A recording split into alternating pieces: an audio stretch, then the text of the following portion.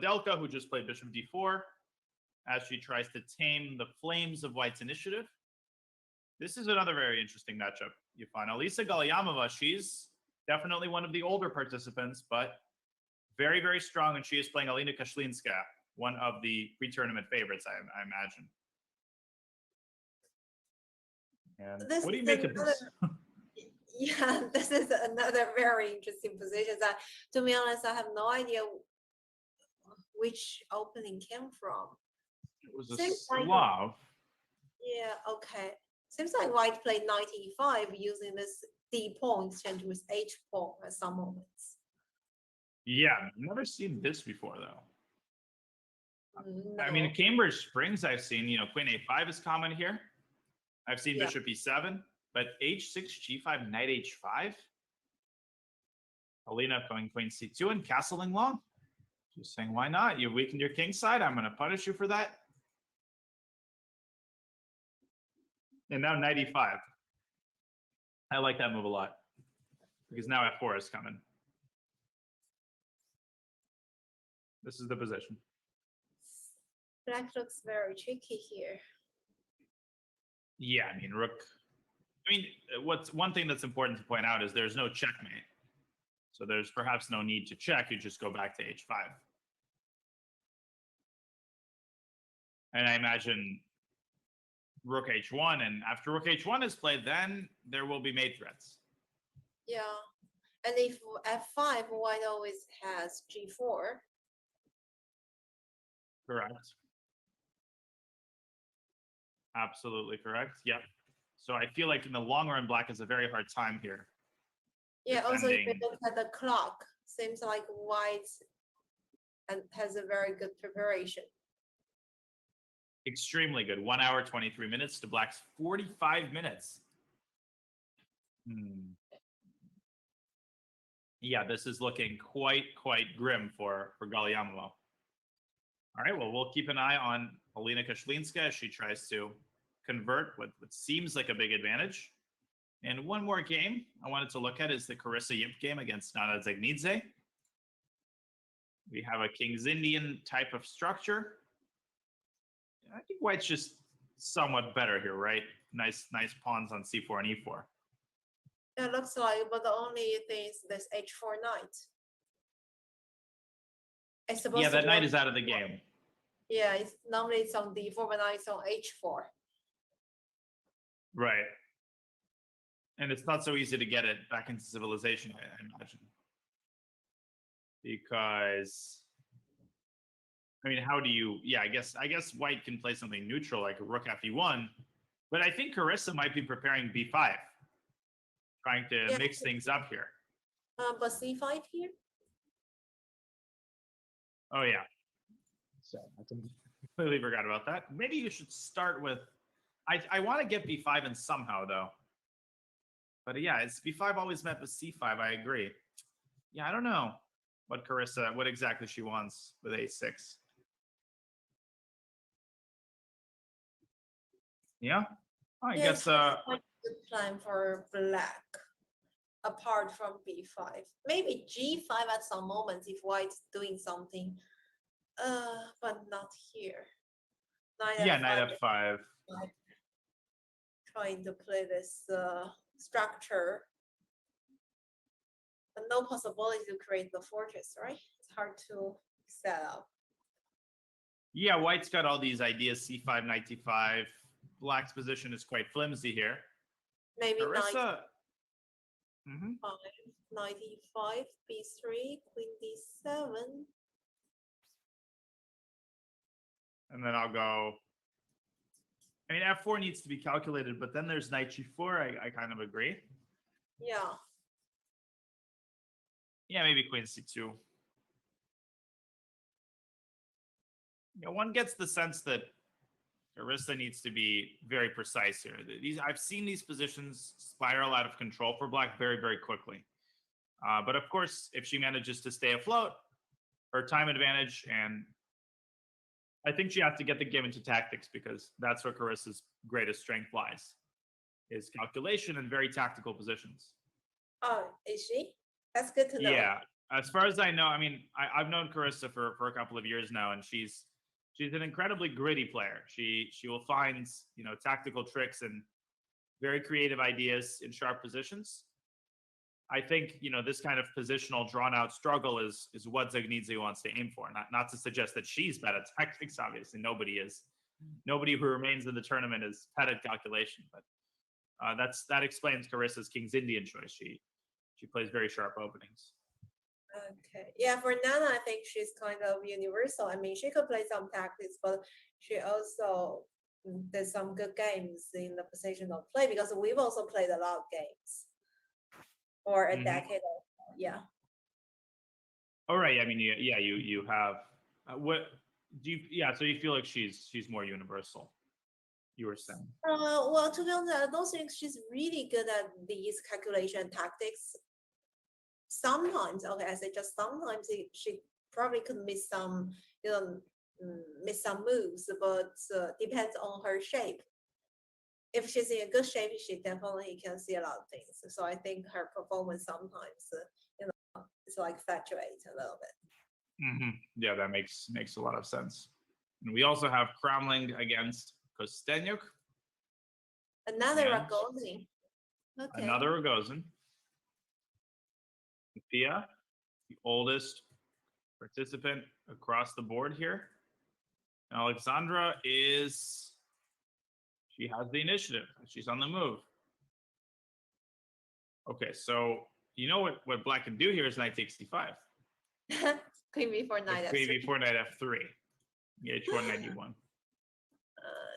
And Black is winning, I think. Yeah.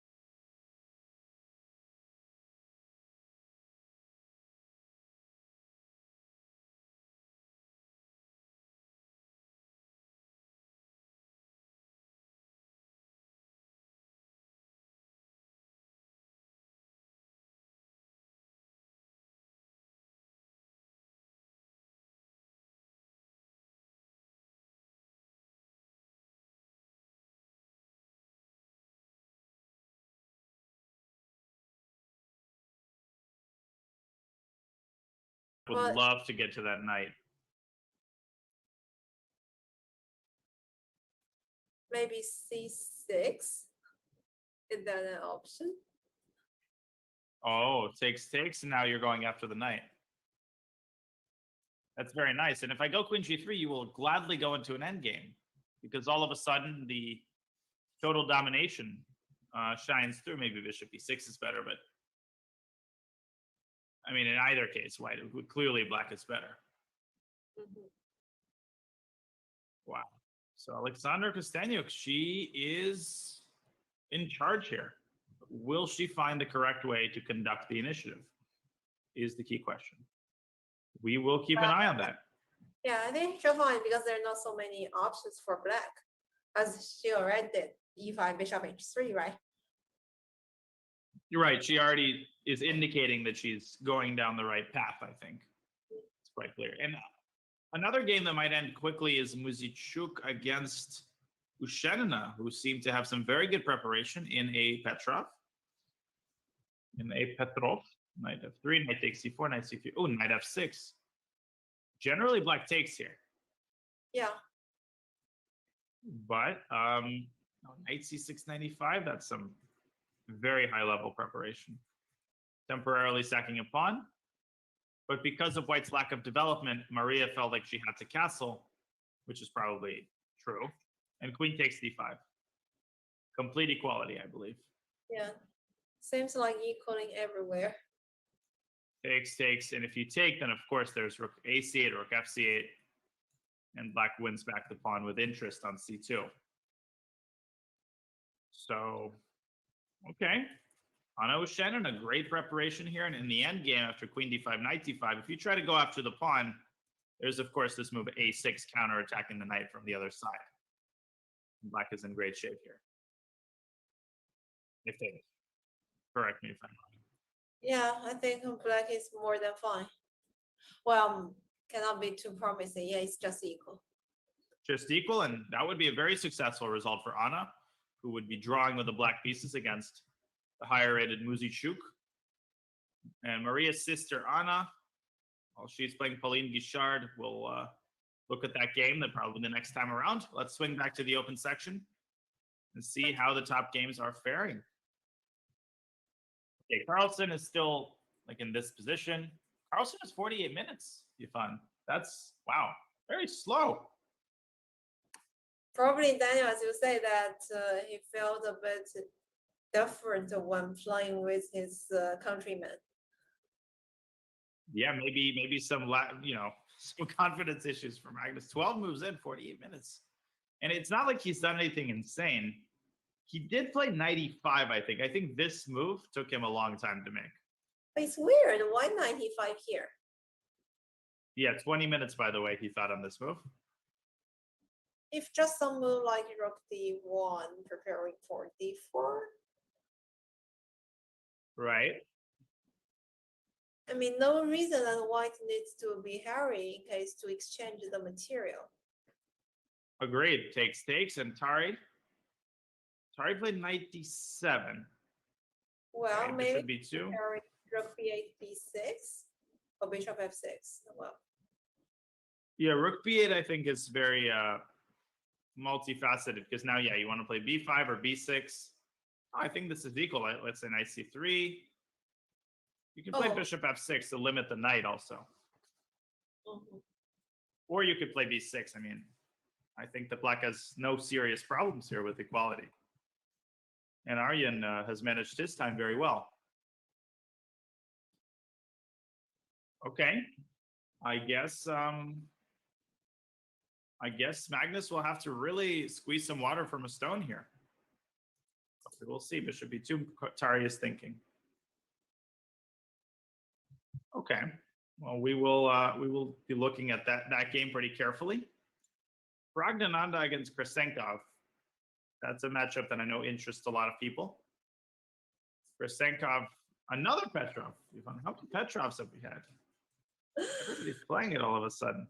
And white tried all different lines: d4, knight c3, bishop d3. Right. Exactly. d4, 4. CD. Okay, so they go into some endgame that may be a little bit better for white. Rook a5, that's a nice looking move. Knight f6 and king f8, but still it looks very solid for Krasenkov. I don't think Pragg has really created significant chances for a win here. No. I think the problem is that after bishop f6, rook e8. King takes, yeah. And if you play rook takes d5, then there's rook c8 and the rook comes in. Right, and this seems completely acceptable for black, more than acceptable. Yeah. In fact, white could even be worse here. So Pragg is not going to do that. And what else is there to do? 95 maybe, just centralize? Oh, no, sorry, bishop b4, what am I saying? That is actually potentially a threat. No, I think this is just a draw. Yeah, if you play rook b5, then b6, also you get nothing. Yeah, rook b5, b6, and the rook is kind of arrested on b5. So unless you want to try b5 here, but it's unlikely. This is interesting. So first you escape the skewer, and now you play 95, and maybe the c6 square has been weakened. Yeah, it's idea rook d8, knight c6, but I think black will have different reactions. Yeah, bishop somewhere also is possible because that opens up pressure down the e file. But then bishop f6, knight d7, and exchange taking the d5 pawn. But if you play bishop d6, there will be mate on e1 in the end. Wow, I missed this. There will be Yeah. mate on e1 in the end. Yeah, takes, knight d7, king g7, takes, and the whole point is that, and this is grandmaster chess for you. This is where everything hinges. Rook e1 is mate. And if you protect the mate, then there will be rook e7, the knight is trapped. So we cannot go for bishop f6. Yeah, I'm just trying to figure out. But what if you, and I was looking at rook takes d5 in my mind, but I guess there's rook a d8 here. Bishop b. No, not bishop b4. Sorry. Here, rook d8. Yeah, and I think this is winning because if the knight moves, Check. then just you can even take first and then check on h2 and win. And that is not how the game is going to end, but just shows that Black's position is incredibly robust. Okay. Well, Proc, I'm predicting a draw in this game. If anything, he might have to be a little bit careful in some of these positions. Yeah, agree. So Krasenkov, he's not planning to depart from this tournament anytime soon.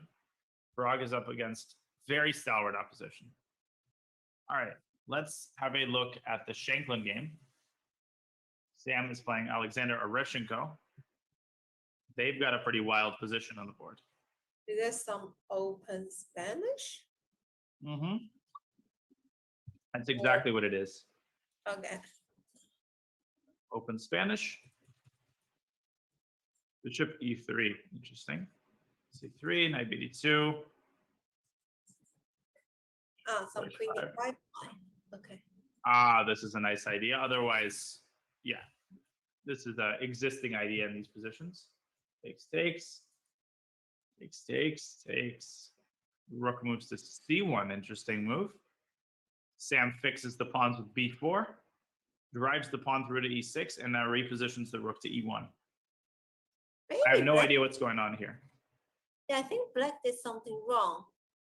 Though I don't know where, but seems like now White is having some promising positions. Yeah, the problem is after f4, I guess bishop c5 happens. Yeah. And this is actually very problematic for Black after takes. e7 is coming, and there's no clear way to stop it. And Sam doesn't care about this pawn on g2. It's perfectly well blockaded by the king. For example, here you can go rook e5 and then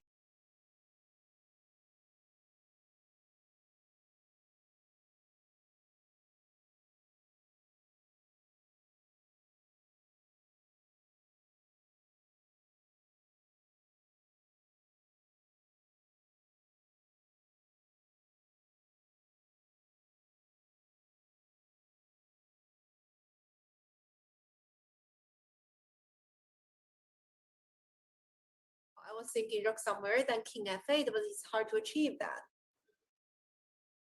yeah, and the problem, bishop a7. Yeah, bishop a7. Wow. And then rook f6, bishop g5 is just like the space is too narrow. Exactly. And the rook on b8 constantly gets in trouble. And if you go rook b d8, well, that doesn't make as much sense because the whole point of moving the rook to d8 is to pave away the f8 square for the king. So you can hold the bishop together so the e pawn doesn't go forward.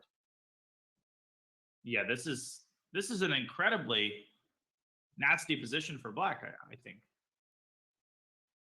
And Sam is just such a beast, opening beast, and he always gets good positions out of the opening. And then he's definitely raised his middle game level during COVID. I mean, he's a force to be reckoned with. Do not underestimate Sam Shanklin, that's for sure. Yeah, I mean, I don't see a move. I don't see a move for Black here. All right. Well. Yeah, he did something wrong before, I guess. He shouldn't allow this pawn e6 staying comfortably. But yeah, we're not going to check now where to improve for Black because this theory should be equal. Yeah, the thing is, Oreshenko is a Najdorf player, and he's been an exclusive Najdorf player for his whole life. So it's actually shocking that he went for a line that perhaps he's not that experienced in against Sam Shankland, who is, of course, known for his opening preparation. That's maybe why he went for it. He wanted to surprise Sam. He was afraid of Sam's Najdorf preparation. But Orechenko, when I played him 2 years ago or 3 years ago, I checked the database and he literally only played the Najdorf like his entire career. He was like MVL. Okay, that's good to know, and probably also explains why Black got into Yeah. this. Oh, 1 sec. Sorry if I broke off for just a second. I wasn't sure what was the last thing you said. Oh no, that's fine. Actually, I don't think you discussed because I heard. Oh, you say I just say that probably that's the reason. Why Arsenko got this Black position, because as you explained, he played the nut of all his career so far. Yeah, and I think there is a temptation always to surprise your opponent, particularly nowadays when everybody's so afraid of preparation. But when you go into an opening that you haven't played before, even if you're very well prepared theoretically, you still might not be aware of all of the intricacies and nuances and ideas, and that could cost you once you're out of preparation. So I think that's an interesting phenomenon that has to be taken into account. Yeah, definitely. So you should have enough practice before playing a new opening. Particularly at the tournament like this. Okay, so we have a couple of interesting positions in some of the other games. At Jeffrey, we have Fide against Adiban. Sevian, yeah, all India matchup right there. We also have Tomaszewski against Idani. Idani, of course, knocked off Anton Guijarro. And another Botvinnik. This is not the Shirov game. The Shirov game also took this path. This time, Black played this slightly rare move, Bishop E7, but there's nothing wrong with it. I looked at it recently, and Black is actually fine here. Oh, okay. Takes, G3, Bishop B7, Bishop G2, Knight A6. There is a forced draw line here. This, I think, is a forced draw. Knight takes B5. It's like castles. Here. This is all theory. And there is some crazy forced draw. Yeah, Queen F3. I think. I don't remember. It's some insane sequence here. But Tomaszewski went for A4, castles, A, B, C, B, and castles. Which looks quite dubious for white, I have to say. Maybe for black too. Poor move. You're saying B4? No, I say rook D4. Oh, rook D4, yeah. Wait, what does white even do? I guess takes, and queen E2, something like that. Takes, and queen E2. Even knight C7.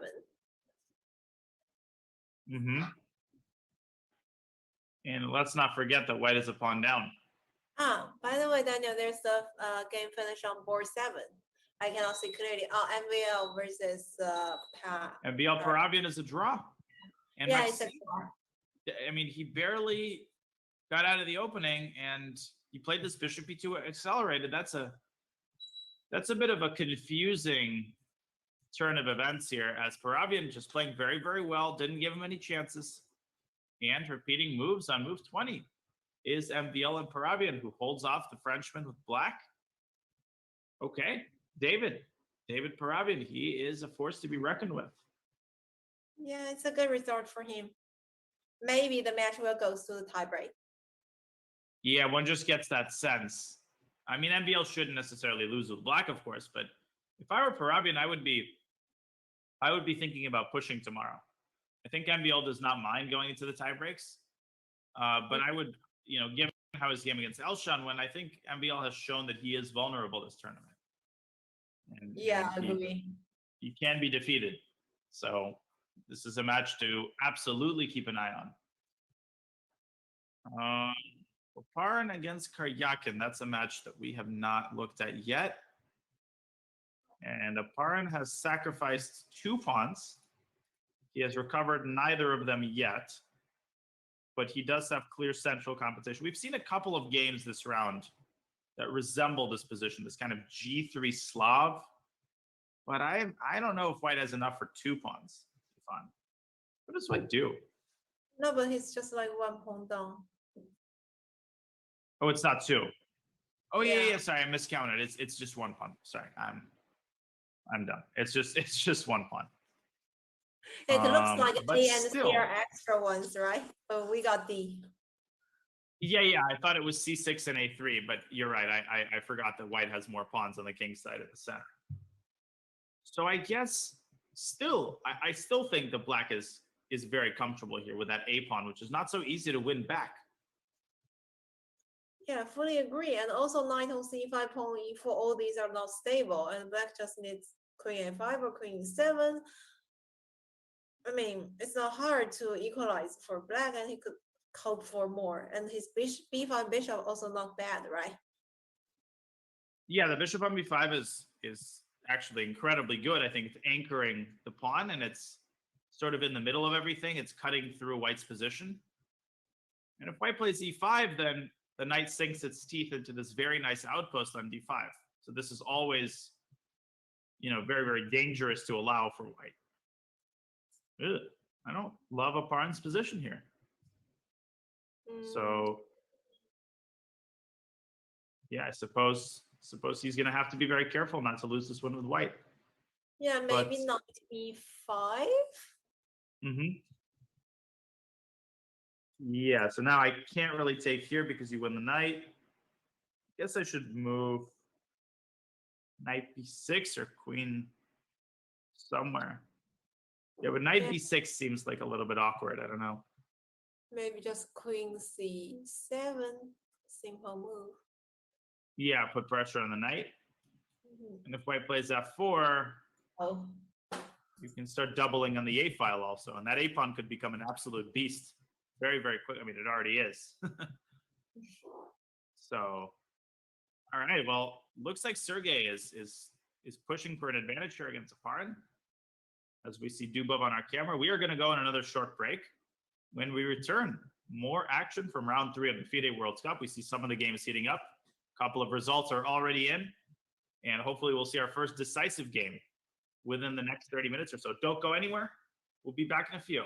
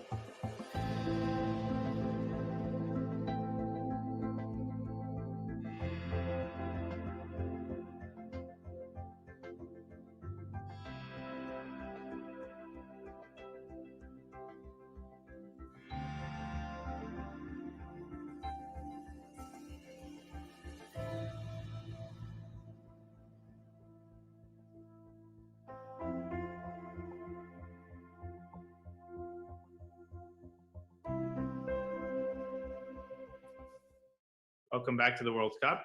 Tournament Arc 2 begins on July 16th. In this second edition, well, it already began. YouTubers from the anime community will face stars from the world of fighting games. Sea-Dog VA returns and is seeking redemption against the first Tournament Arc champion, Giguk. The rest of the field includes Daniel Rustich, Sajam, Crazy Ollie, and more. Tune into chess.com channels to catch the action and get more info at go.chess.com/TA2. TA number 2. Tournament Arc 2, ongoing. You don't want to miss the action. But right now, you don't want to miss the World Cup action, except Magnus Carlsen's missing the World Cup action. He's not moving, Yifan. He's got below 40 minutes. And, I mean, I don't know. He's just not impressive right now. Position's not impressive. Bishop F6 played, though. Not sure about that move. What do you think of this? He just need to make moves, right? Still like early stage of the opening. But both players, I mean, definitely Magnus spent a lot of time. But if we look from Terry's clock, it's 47 or 57. I cannot see clearly. Yeah, it's 57 for Tari and 35 for Magnus. Yeah.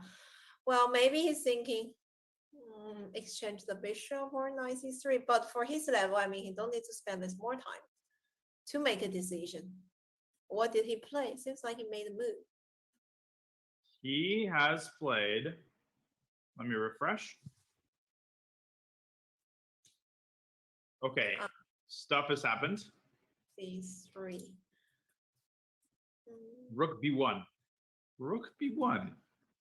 Now, I'll be honest. I'm surprised. Oh, no. Yeah, knight c3, bishop f6, rook b1. This makes sense. And I guess now what, b6 for Tari is just fine? Yeah. But rook b1 is preventing b5, maybe. Yeah, because now b5, you can play knight takes b5, of course. And the bishop is defended. I mean, black could play a6, but I suppose that's unnecessary. I mean, knight e4 maybe here is a little bit nasty. Putting some pressure on the c pawn. I don't think that's necessary. I think you should just go b6. b6, yeah. And then either knight e5 or bishop b7. Yeah, I mean, I just don't see any kind of advantage for white whatsoever. It's just some regular middle game, and the white probably, well, e4, d3, not here. Yeah, maybe f4. Is that an idea? Then try to go for some e3 and g4. And if bishop b7? Yeah, I guess I take it and go e3.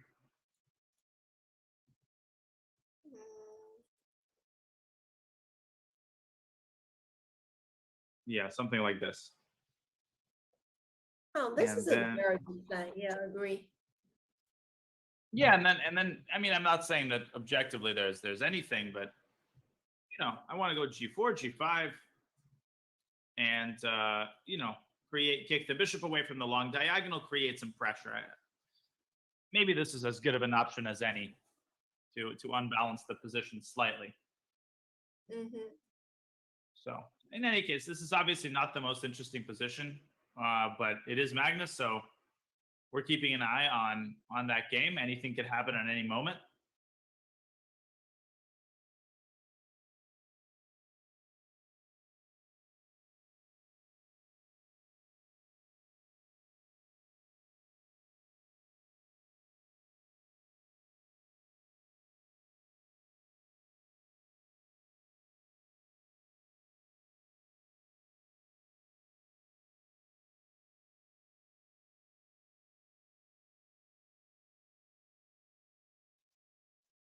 And the point is that the queen kind of has to remain here, but if queen c2, then just rook takes e6.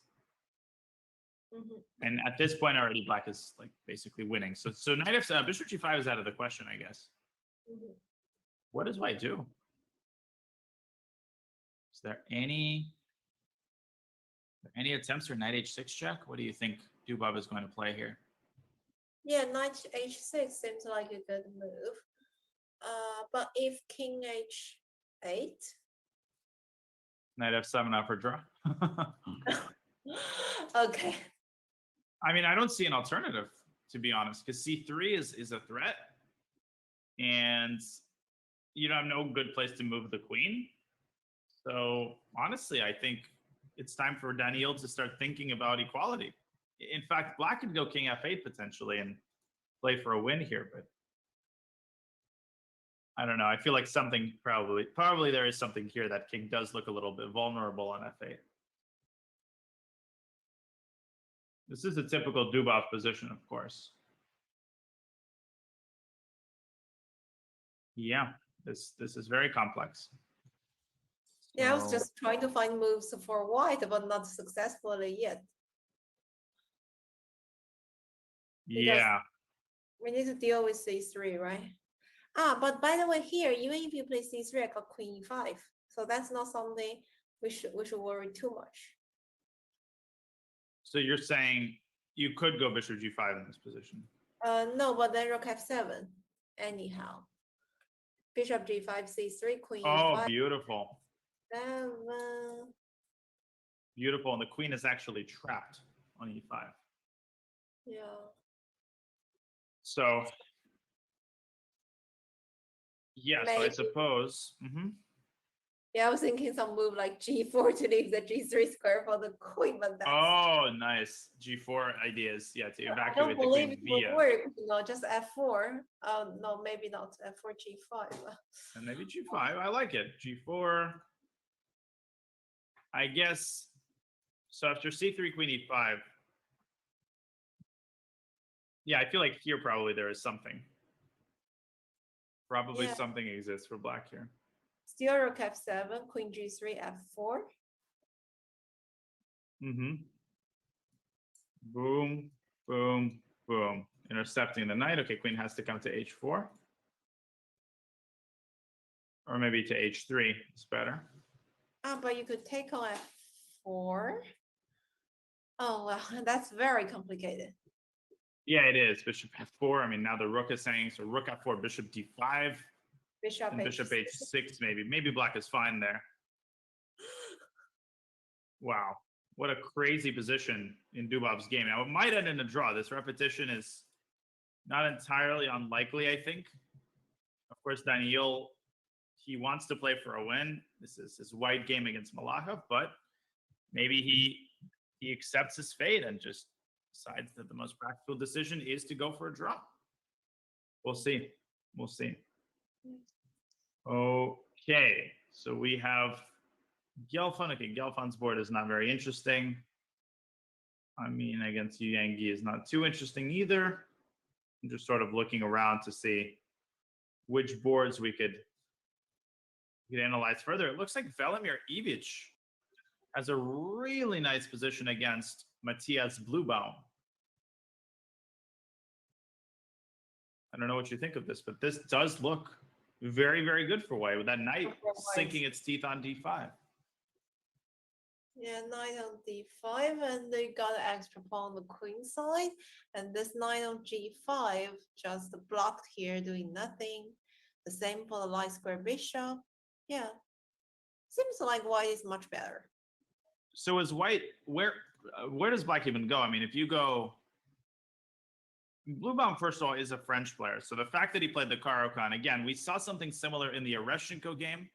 I think there's a lot of players trying to surprise their opponents and deviating from the openings that they've played their whole lives. So let's say queen b7. No, but now just bishop g5 and f6 is crushing, I think. Yeah. Absolutely crushing. And I don't know what I don't know what to do. Where do you go with the queen? Yeah, seems like not a huge difference. Even if you go d8, I might go bishop g5, f6, right?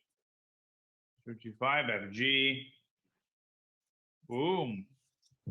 Possible? Not necessarily the only option. You know, a maneuver that I often see in these positions is queen d1 followed by queen h5, involving the queen in the attack. Yeah, and then bishop g5, f6, agree. Yep. And then bishop g5 followed by f6. I will go out on a limb and say that black is lost here.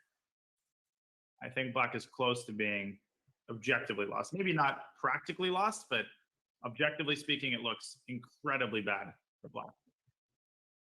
Or Matthias Bluebaum.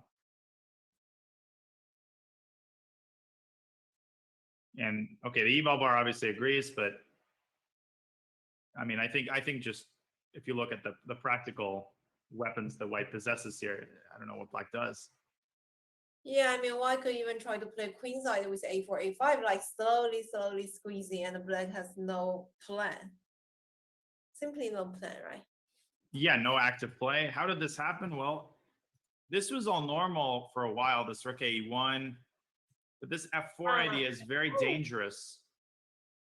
This looks interesting, yeah. c4, b4, very aggressive. dc and b5, nice little transformation. And the knight just comes to d5. Bishop h2 and queen d6 has been played by Bluebaum. Huh. Okay, that makes some sense. I mean, that bishop is safe for the time being, can go back to g3. And I guess at this point, bishop takes g5 and f6 has lost some of its luster. Although maybe this is still interesting. Bishop e5, another rook e1. Yeah, bishop e5. Maybe just And it's check. e8. And I guess black is surviving, yeah? I guess black is surviving, for the time being at least.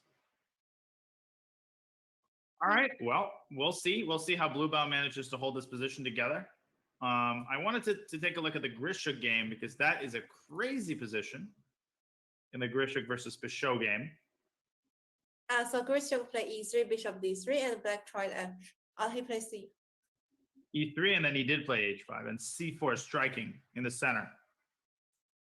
Bishop f5, bishop d3, h4. Grishuk drops the bishop to e5, g4. And now this incredibly strong move, bishop f4. Well, I think this is what black missed. What a move. It's so easy to miss this move. Yeah, that is an incredible move because you think, the knight has to move, but no. After gf, the knight on e4 is lost, the g file is opened, and black is in huge trouble. Yeah, I love this move, bishop f4. I mean, it's also easy to think about. Incredible. And then knight can come to e5. And of course, I think Pichot thought that the knight had to move back, knight d2. And if knight d2, then knight takes e5, de, and knight takes d2. Black is totally equalizing. But Alexander Grishuk is an absolute monster, bishop f4. Wow, what a move. And now black is in trouble for sure. Yeah. Now black is in trouble for sure. And if you look at the time, 52 minutes, that's unusual for Grishuk. Extremely. Yeah, usually he'd be the one with 30 minutes and counting right now, or even less. But not this time. This time he's very confident. Very, very confident.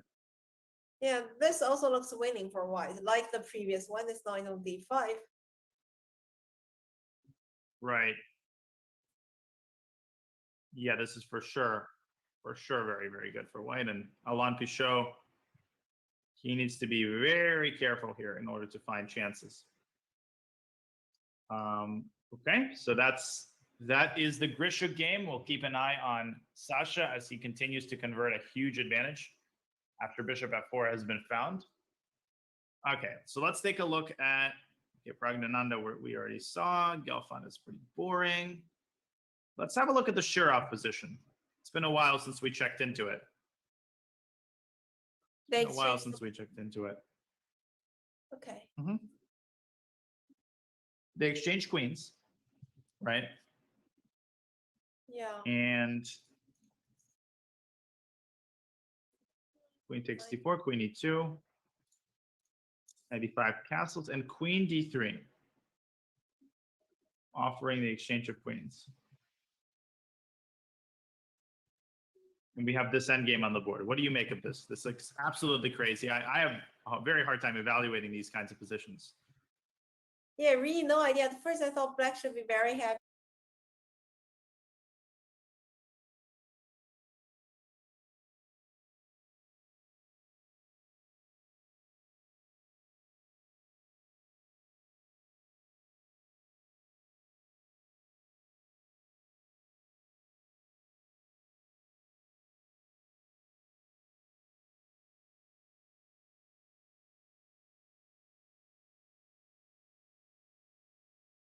matters.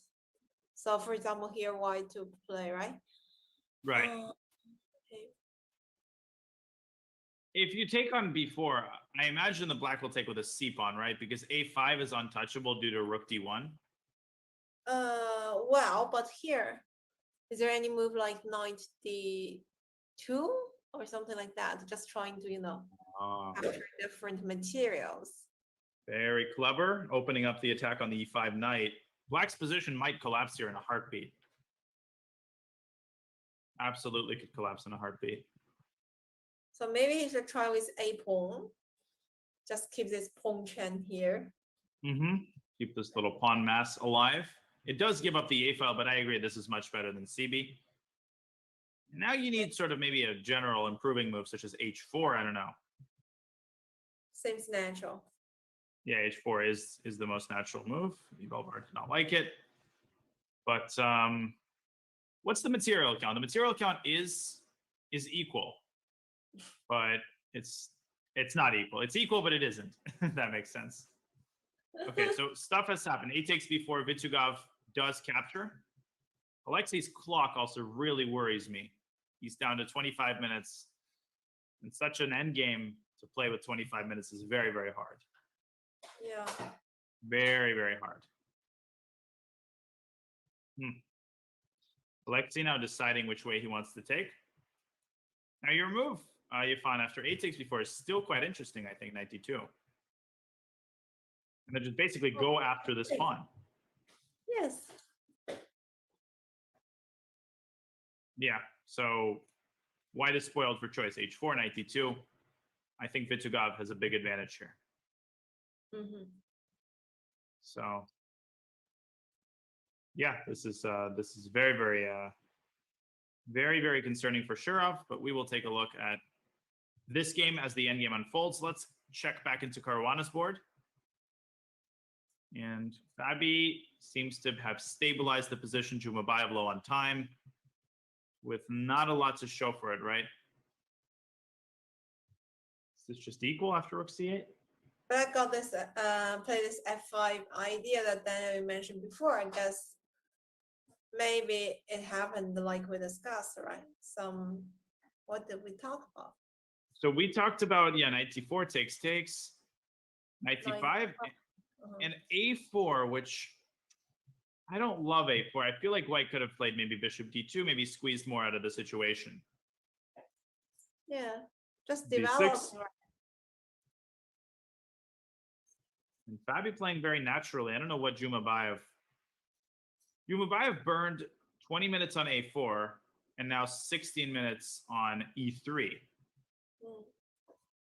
And it looks like after rook c8, black is just completely fine. Maybe white is not worse, but I have seen games like these go into black's favor because black does have a pawn majority on the queen side, and in certain end games that could be advantageous for black. Yeah, you reminded me also. I've seen some games that black won due to this pawn structure that he got extra on the queen side, but one less in the center because this is a further pass pawn. And here it's even worse version for white, as his b3 knight is like badly placed. The same for the b2 bishop. And you even cannot do the exchange because then the c file will get into black's control. Correct. That's, I think, very good insights into the fact that if anybody needs to be careful, it is probably white. All right. Well, we will see if Jumabayev at this point probably just wants to hold and make a draw. Abdusattorov against Giri. This actually is a small edge, I think, for the Uzbek youngster who defeated, who did he beat with black? He beat somebody very good with black in the last round, but the name is escaping me. Firoshin? No. That was Sendarov, who also I want to check into. He beat, I think he beat, who did he beat? Oh yeah, he beat at Chittambaram, Aravind Chittambaram. Who? Aravind, Indian GM. Okay. Yeah, Aravind is like 26-30, and he beat him with black in their second game. So he is a force to be reckoned with. And I don't know. I guess, how does black actually make a draw here? Takes. And what, rook d5? Or maybe rook c3. Uh-huh. Rook c3 might just takes. And is this a dead draw, or does white have any chances here with the two bishops? What do you think? I don't know, with one rook, I guess it's draw, but with two rooks, like rook a7, bishop c4, I guess we probably need few moves calculation, but here if you go rook a7, might have knight d5. Knight d5, nice, good point. Maybe it's on time. Yeah, bishop c4, no, bishop c4 doesn't, but bishop h7 exists. Although even here, I mean, you have chances, but this white can press until infinity. Yeah, maybe we shouldn't go for this one. This looks a little bit nasty. I think you make a good point about two rooks being on the board and yielding more chances than if there was just one rook on the board. Yeah, there might be some combinations. Huh. Yeah, this is a little bit concerning for Anish, who's got a lot of time. I don't think he's going to actually have trouble making a draw, but just spend some time and be a bit careful in the next few moves, and then he'll be fine. Correct. Jabakir Sindarov is playing Jorge Corey. Sindarov knocked out Firouzja. He's knocked out Andrew Tang. And now he's playing fearsome opponent in Jorge Corey, who beat Sandro Mareco. Complex English position. White has control of the A file, but black has nice central pawns. And the knight controls A7. Not sure. Sorry. Yeah, looks like black go ahead. Okay here, because this A file, as you explained, doing nothing, and black could have possibility to push among the king side. And also the C2 knight is really badly placed. It supports D4, but unlikely this D4 would ever happen. And this knight cannot support the king side once needed, right? So I feel like black has mobility to, play a bit around. I don't know which plan yet, but seems like. Yeah, I think this is one of those positions which may look good for white. You look at the rooks, rooks on A2 and A1. Oh, I'm going to go rook A7. But then you look a little bit deeper and you realize, as you mentioned, Yifan, this knight on C2 is terrible. It has no prospects. And black has this, long-term plan, or even not so much long-term, but G5, F4, starting to attack on the king side. So if anything, I'm a little bit concerned about Jorge's position here. Not sure how white should even untangle his pieces. Yeah. The tough point is it literally has no plan. No D4, no E4, no F4. Yeah, this is too weakening. Yeah. All of these moves are too weakening, particularly F4. Maybe F4 can be tried in some of these positions, but G5 looks, this looks nasty for white. I like what Sindarov is doing here. Even though, of course, again, computer will evaluate this as equal, but I don't think this is equal. I think black is better. And we will keep an eye on Sindarov. If he manages to win this game with black, he is a sensation and a sensational performance in the World Cup so far for the Uzbek youngster. It's break time for us, though. A couple of minutes to refill our coffees. When we come back, more action from the 2021 Fide World Cup. You're watching round 3. First game. We will be right back with more World Cup action.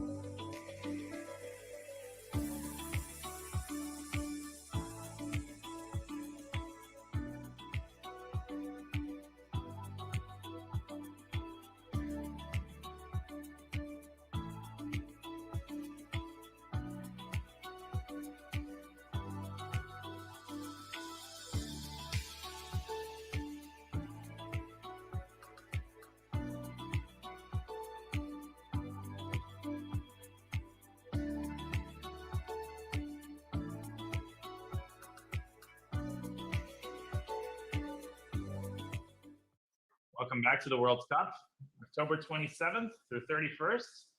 Mark your calendars for the Blitzcoin Invitational. I'll be playing in that top American juniors 25 and under. I don't know if I can call myself a junior, but we will all be playing for a prize fund of 1 Bitcoin. It'll be a fascinating new Blitz tournament sponsored by the Charlotte Chess Center. It's going to be fun.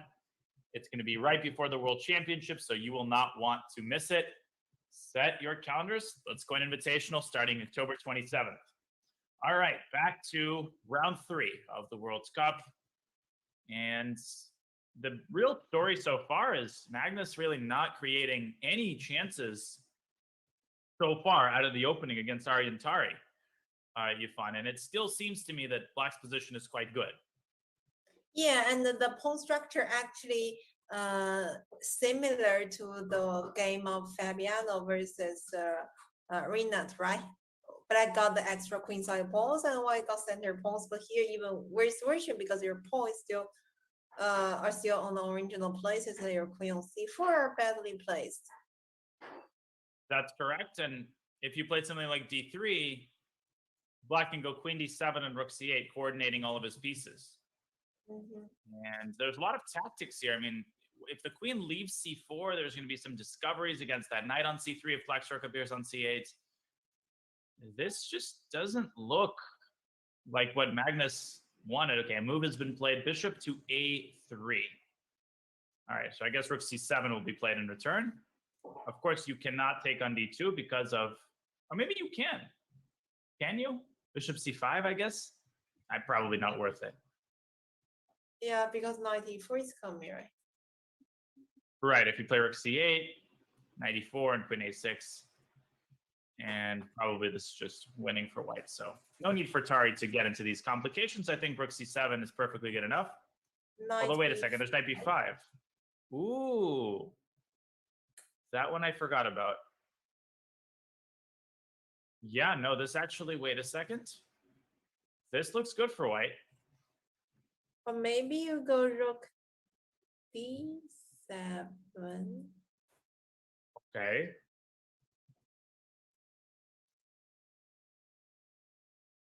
So I guess white should take. And then maybe go knight e4.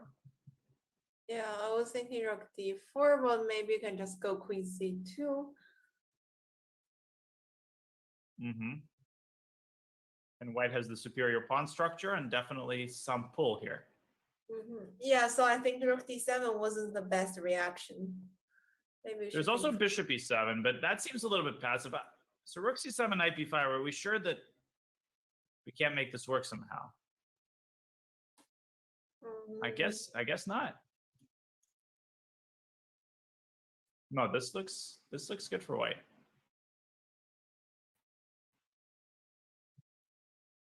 Okay. Maybe Magnus has succeeded in creating some chances for an advantage here. Yeah, I spoke too soon. But I guess we'll see. I mean, Tari has a big decision to make here. And we will update you once he does. But for now, let's take a look at the women's section. Still, Muzichuk-Shanina is a dead draw, so we can skip that game. Let's check back into our top game. Goryashkina against Badelka. As Alexandra still has this very strong initiative going. Still looking pretty nasty for Black, if I'm honest. Yeah, but oh, it's whose move? Oh, Black's move. Okay. Queen c7 has just been played. And I guess Olga. b5. Back to b6. That's a pretty devilish I trap, forgot her actually. Queen e7 or e7. Whoops, no, not that. Queen e7 or f7. And the knight might be lost here. Wow. There's no defense here. So knight b5 is not a good idea. But if not, what should white do here? How should white play? Any ideas here? I don't see anything off the top of my head that's super appealing. But the question is, what's next for Black? If he has no real developments, then maybe some move like h4. I was thinking maybe knight a6. Knight b5 here. That's a cool detail. Yeah, the same for bishop c6. I think it's like when Black moves, then you can capture the pawn b5. Yep. Now the situation has changed because the bishop, of course, can be captured. So the integrity of the pin would be destroyed. I love the move h4. I think that's a very classy move. And after, if black plays h5, then this is a lot more weakening for black than it is for white. And yeah, I don't know how white should continue. How should white continue to improve? Just maybe king h2, sort of Russian school of chess, or e3. Just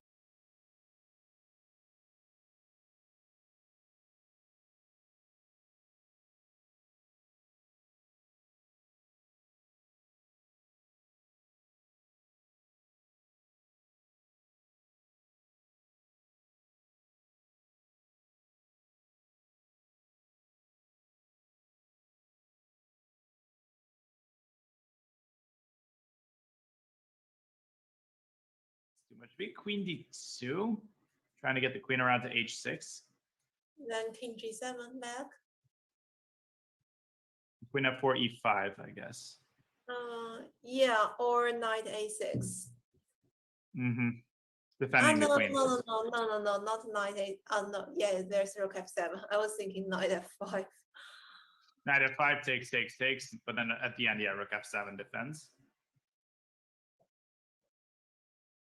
Yeah, this is holdable probably for black. 27 minutes for 17 moves. If Alexandra can find a way to keep the flames of the initiative going, I think she'll be in good shape. But we'll see. This is going to be a close game, I think.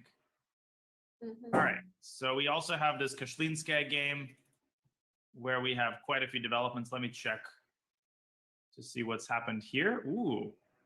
Galyamova trying to create counterplay on the queen side. Alina has played in very predictable fashion. You called it g4 against f5. What's going on here? Does the knight have to move? Or g takes f5. And can you just go rook g5 or rook g1?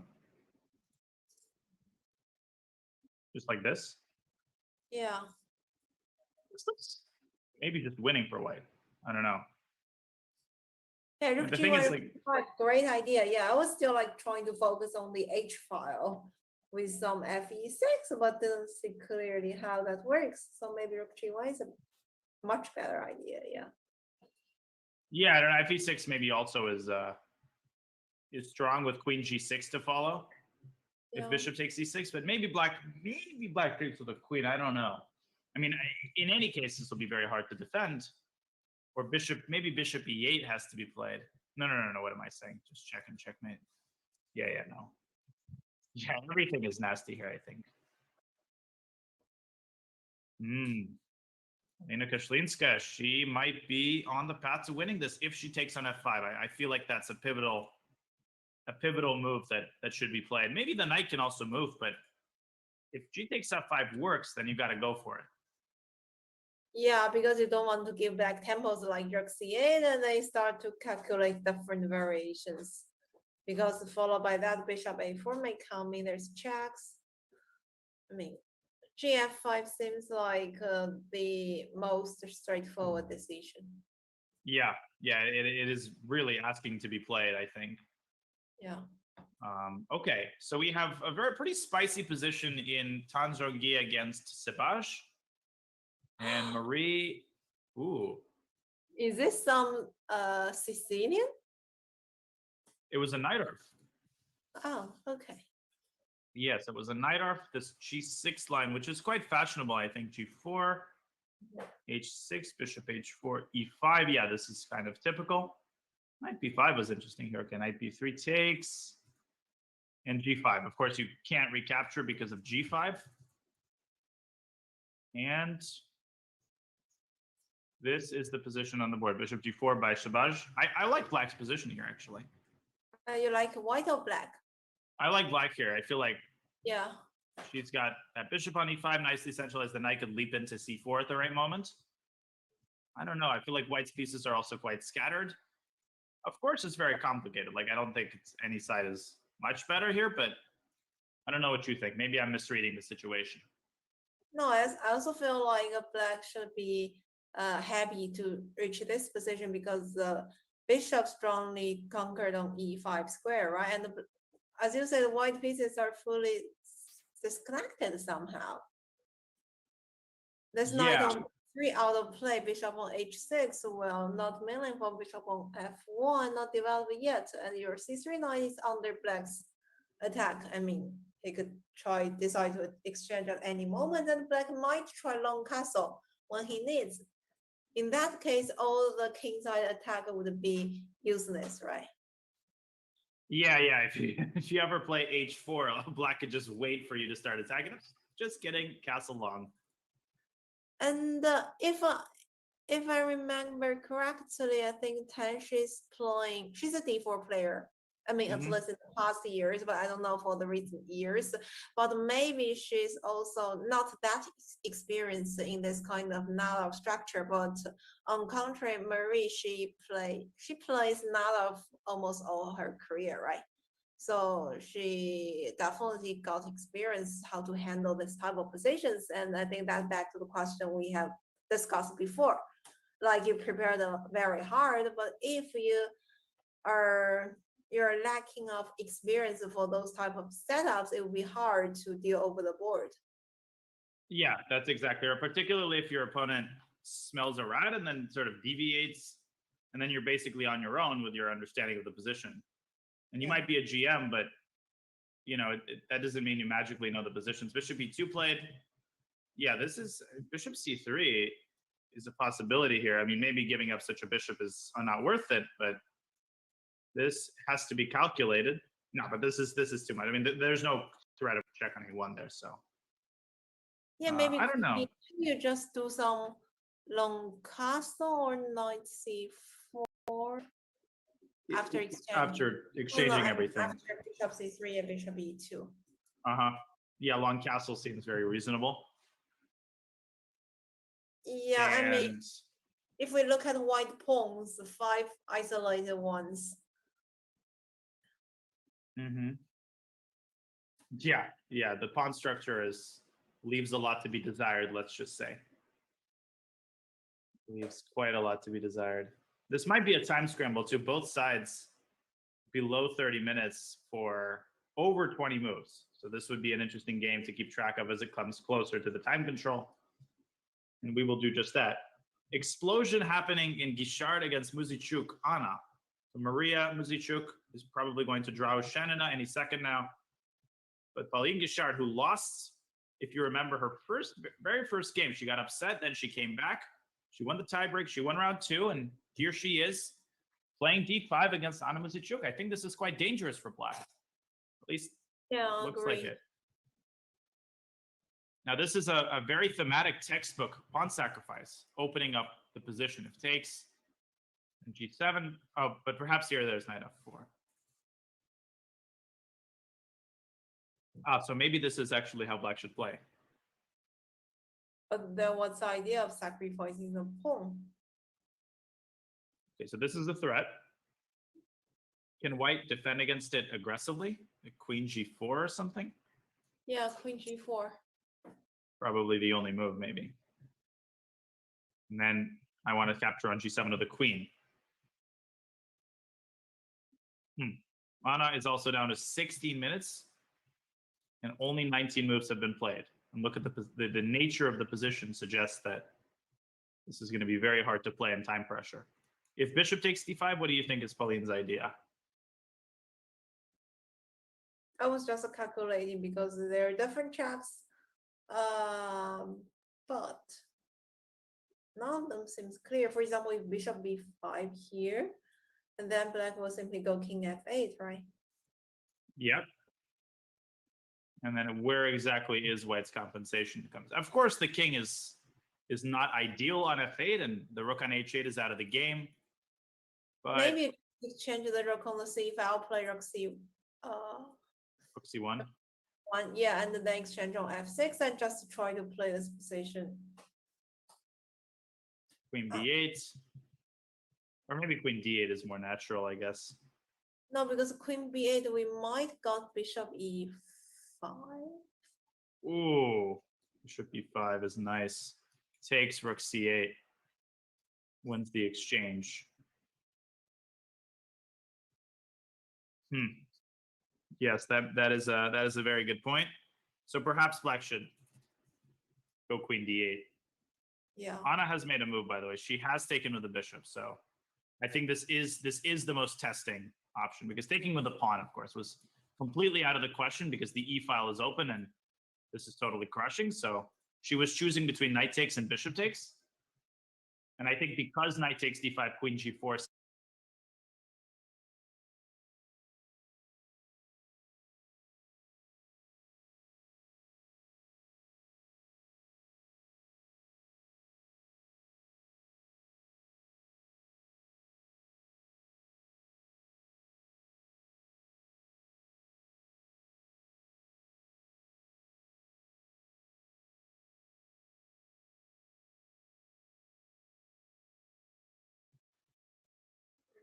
Just a really nice position, or so it seems, for Vidit Santosh.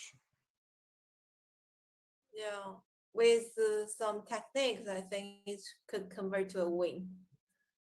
I think the problem, and Sorry, also, yeah, open H file, and yeah, we don't need much to explain this position, right? queen is coming to d7 potentially. Yeah, this is a really good position for Vidit. Another game we haven't checked into yet is Grandelius against Jeffrey. Niels probably with the advantage here in the endgame. Although it is quite solid, Jeffrey has control of this key square on d5. But White's piece is incredibly active here, and White has control of the c file for the time being.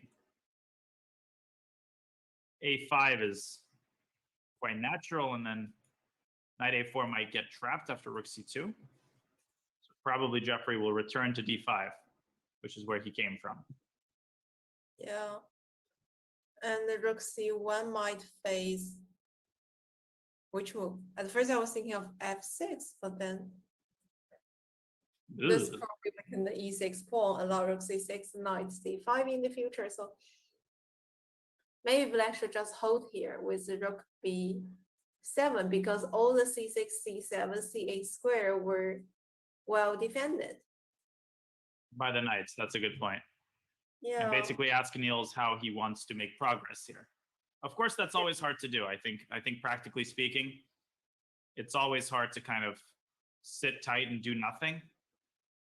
Maybe White can try some ideas like knight c6. I don't know. Try to break down the defenses. Okay, takes. Then king e7. Yeah, I'll swoop into c5. Rook b5. Yeah, I guess takes. Whoops, no. Knight. No, but this is not impressive. Just knight takes and king f6. Yeah, this even this is fine for black. So I suppose Jeffrey's fine here. It's just that he has to be knight a5, knight d7 played. Now this I like a little bit less, Yifan, because after takes, rook c1, I feel like there's less beef on the c file, and here White could infiltrate a little bit easier with rook c7. I don't know, but I think I'm a little bit concerned here for Jeffrey's position. Yeah, but maybe he's trying to, well, yeah, followed by rook c4, defending d4, attacking b4, then knight c5. Okay, so yeah, I was also trying to figure out which setup he's hoping for. I have some crazy news for you. Yeah. Mamedyarov has lost What? already. What? He had a great position. I mean, we didn't look for a while. Still looks good. He blundered something. Queen b6, queen a4, d3. Looks like a very sharp position. Still looks fine for him. Bishop e2 looks good here. Bishop d4. Bishop e1. I mean, it doesn't look like he's worth. Ooh, e5 allowed bishop d5. Ugh.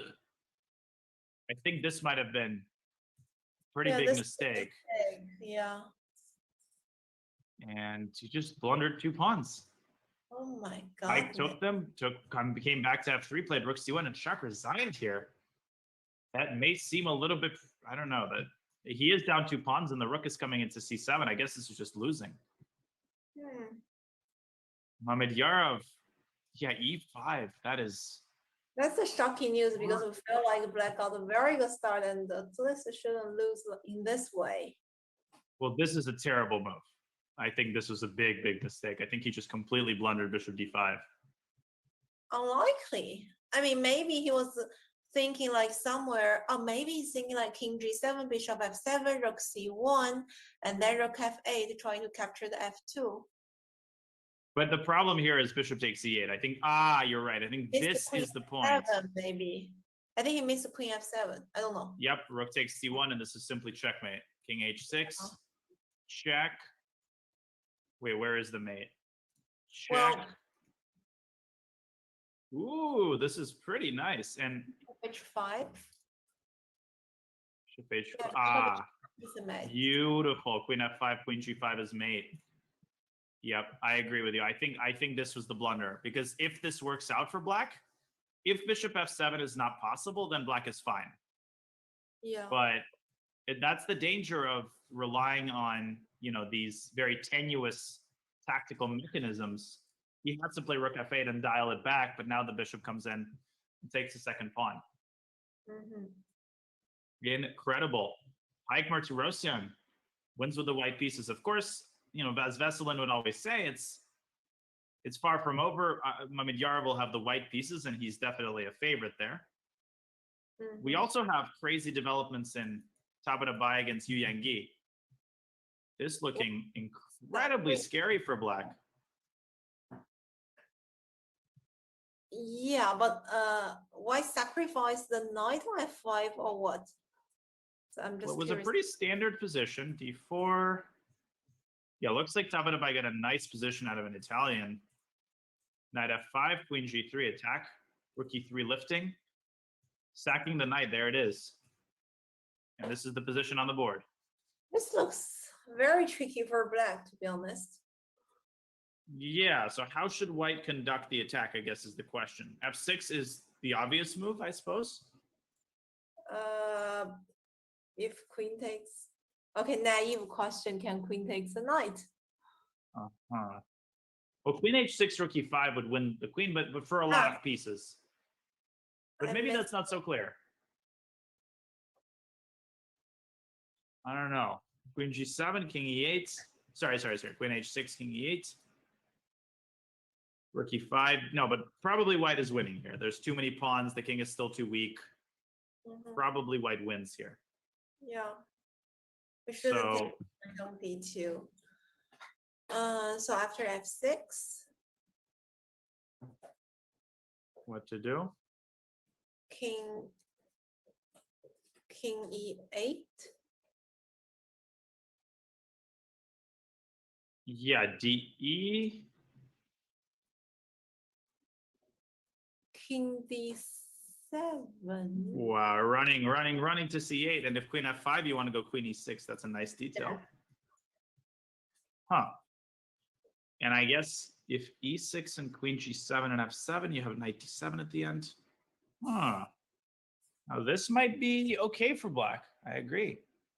Yeah, but instead of f6, can we try something else? Because maybe we should try to stop the king. Right. So the question is, how do you stop the escape from e8 to d7? No, but d takes e5 has some back points, I guess, because it opens up the diagonal of the bishop. It does. Although queen d2 here seems pretty unthinkable. Queen h6, e d6, rook e7. Yeah, that's completely winning. Let me just refresh real fast so it can let me make moves. Okay. So d e5. What else we can do? Okay. Well, if it opens the diagonal for the bishop, Black could move the knight and try to take that rook out of commission so that the e file becomes accessible for the king.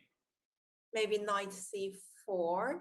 Right. So you cannot take also because of back rank mate. It's super complicated.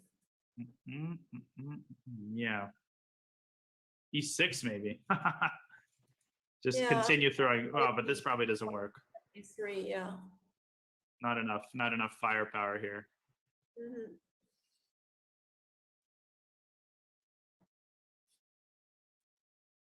So something else. I guess so. I guess maybe there's some sort of a quiet move. This is where, of course, you turn on the computer and everything seems very easy. But then when you look at the position with your own eyes, you see how difficult it is to conduct an attack properly. Yeah, because we need to stop king e8, king d7. I think that's a priority, but how? Right. Yeah, you need some move here that doesn't burn any bridges, but simultaneously is prophylactic. So I don't know what that move would look like. A lot needs to happen with this one move. How about no. I suddenly got some idea like c4, but I realized no, it's not the time to capture the f7 pawn yet. So it's just giving material. Yeah, but this is in the right direction. I think there is some move. One just gets the sense that something exists. But we'll contemplate this during a quick break. We're just going to take a couple of minutes. When we come back, we got breakneck action at the World Cup. Lots of games reaching a climax here at round 3 of the World Cup. We'll be right back in a couple of minutes. Don't go anywhere.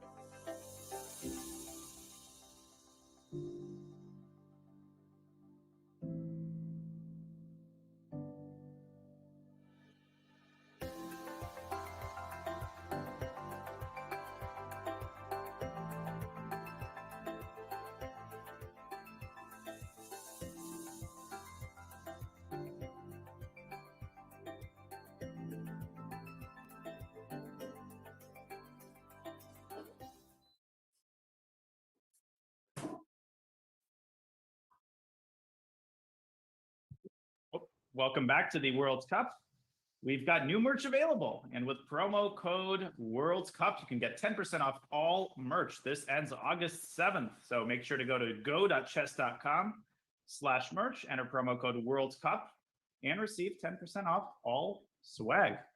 All right, we are back at the World Cup, watching round 3 action, and let's check into the game of Alexander Kosteniuk against Pia Kramling. I know many people are curious how Pia is faring. So once I find this game, we are going to see what's going on here. Okay. Yifan, this looked incredibly nasty for white. Exactly. A pair of bishop, bad knight on d1, and well, you can just hope for f pawn push, king to e2, and slightly maneuver, but that's very slow. Yeah, f3, king f2, king e2, and pray. Rage. Yeah. I mean, how is black going to improve, though? How does Kosteniuk? I mean, rook c1 is very tempting, but I suppose knight f2, and somehow white has survived. The bishop d2 looks nasty here. Yeah, because if you take, obviously, like, the pawns are lost. And if I move my bishop away, but where? Should be 2. Or bishop a6? No idea. I'll go, bishop b3, then you take and go knight d3. Yeah. So here white is okay. But maybe you can go rook c2 anyway, with the idea knight d3, bishop e3. Yeah, send the king back to h1 and then go rook d2. Pick off the knight with bishop c2. No, this is very, very bad for white. Pia playing f3. So, I mean, there is no choice. She has to try this. But one gets the sense that Alexandra is fully in control of the situation here. Fully in control of the situation. Okay. Well, Pia, she's going to try to save this, but Alexandra is a big endgame advantage, good winning chances. We'll keep an eye on this. Carissa's game has exploded. Zagnidze has 8 minutes, though, for 14 moves in this kind of position. Oh, I have no clue what's going on. Do you? No. Trying to understand what happens. Okay, now black is like the half piece up. Right. But this dark squares that like the diagonals would be the hope for white as he got this bishop on d4. But the question is, yes, here maybe, and then the line bishop d5, bishop e5, and if bishop g2, then king g2, and you of course can't take the rook, you get checkmated. And if queen e7, then there's rook d7. This is a nice detail. Or bishop f6 first. That doesn't matter. Now, of course, Carissa would not do that. But what to do after queen f4 is the question. I guess just bishop d5 and c6 maybe. Defend the bishop, queen defends the knight. Black is living. yeah, still I think the problem for white is this knight on h4. Otherwise, if this knight is actively placed together with the bishop on e5, the position would be very dangerous for black. But this knight on h4, well, targeting g6, so maybe it should connect with some queen g4 idea in the future. So maybe right. First. Then I'll take it. I missed the queen d5. Oops. But still, you can play knight g2 and try to orchestrate the pressure on the knight on f6. Rook e6. But yeah, this looks, I'm skeptical of this. Looks like black has enough defensive resources here. Yeah. So, all right. Now, if not that, then what? And Zagnidze, she's got 6 minutes and she's clearly struggling in this position. I feel like Carissa is on the path to winning this one. Mm-hmm. That would be a pretty big result. Yeah. That would be a huge result. A lot. Yeah. Yeah. I mean, Zagnidze, of course, she's very experienced. That wouldn't mean the match is over, but I mean, Carissa she's got to be feeling good in this moment. Okay, well, we'll see how Nana manages her time pressure. This is a game to keep track of. Stuff is going to happen. All right, back to the open section. Let's check into our world champion. See how he's faring against Ariantari. 11 minutes on the clock. But Like so what happened? Rook c7, knight b5, rook d7, I guess. Rook d1 first, okay. Rook e8, now knight b5. Rook d7 takes, and queen a4. My first question would be, what if rook takes d2? What is Magnus cooking up here? I guess, wait, no, knight d6 a blunder.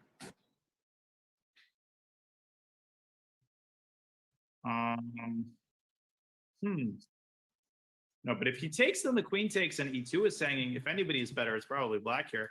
There is a discovery against the rook, but I don't see what it does. I mean, you could play knight a7, but it doesn't feel like a big advantage. Rook a8.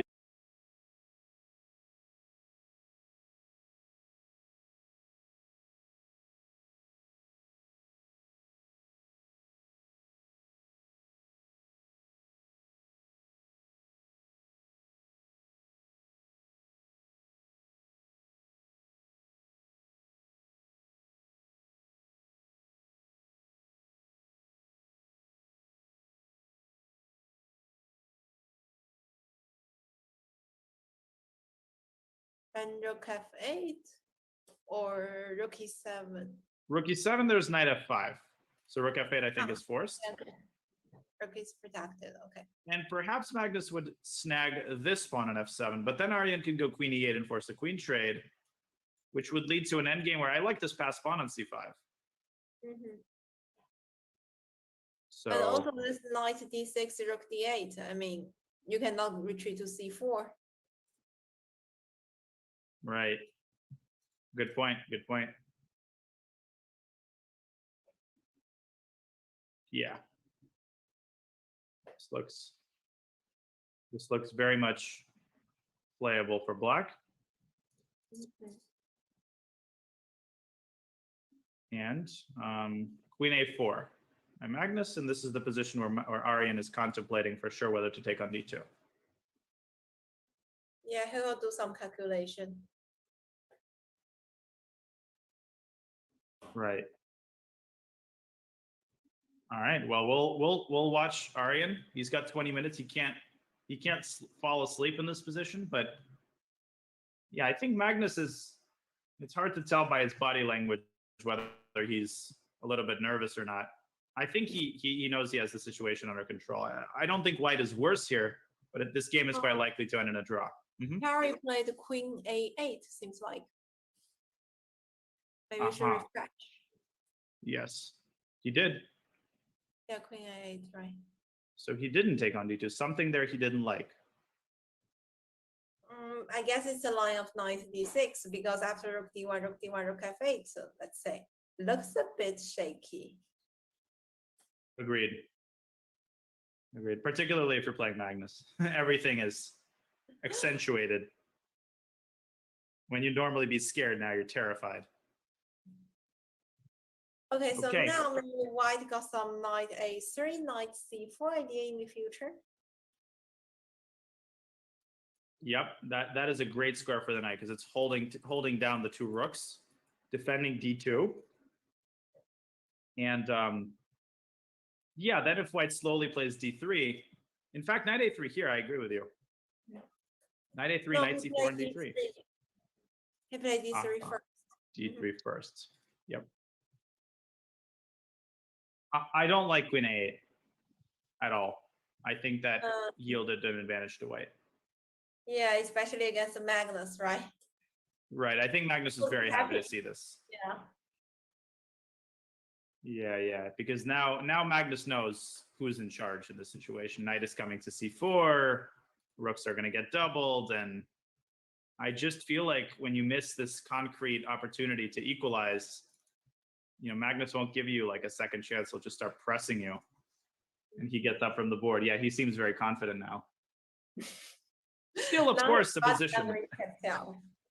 What was that? No, sorry, I just said now his body language could tell. Yeah, he gets up and takes a sip of water, and yeah, whenever anybody takes a drink of water at the board, they're happy with their position. Oh, I didn't know that before. Well, my friend Peter, who is he would always, I think he pointed this out to me. I think whenever somebody's eating or sipping their beverage, you don't usually do that unless you're in a good position. If you're in a bad position, you don't feel like drinking your water. You feel like focusing on the defense, I think. So I agree with that. It's the water theorem. Yeah. Okay. But there is also a crazy position brewing in the Gareev-Fedoseev game. Vladimir Fedoseev, we haven't looked at his games so far, but he's obviously incredibly strong. He's got chances to go far, and I think he's in great shape here against Gareev. Yeah, black looks much, much better. Yeah, looks like Timur sacked some pawns, but didn't get any compensation. Yeah, 2 pawns up. Simply 2 pawns up, and I don't really see where the compensation is coming from. Yeah. Interesting position, but Vladimir could also just go rook h8, stabilize the position. 5 minutes for Gareev. This is looking very good for Vladimir. Yeah, you cannot even capture the c5 pawn. Right. Yeah, if you capture c5, then you walk into this, right? Rook d3. Yeah, you can counterattack the bishop. But at the end, black is still up a full pawn. I think Fedoseev can push this. Maybe not a smooth game, but it's smooth enough. Yeah, but still, I think Fedoseev has some chances. Mm-hmm. Good chances here to win.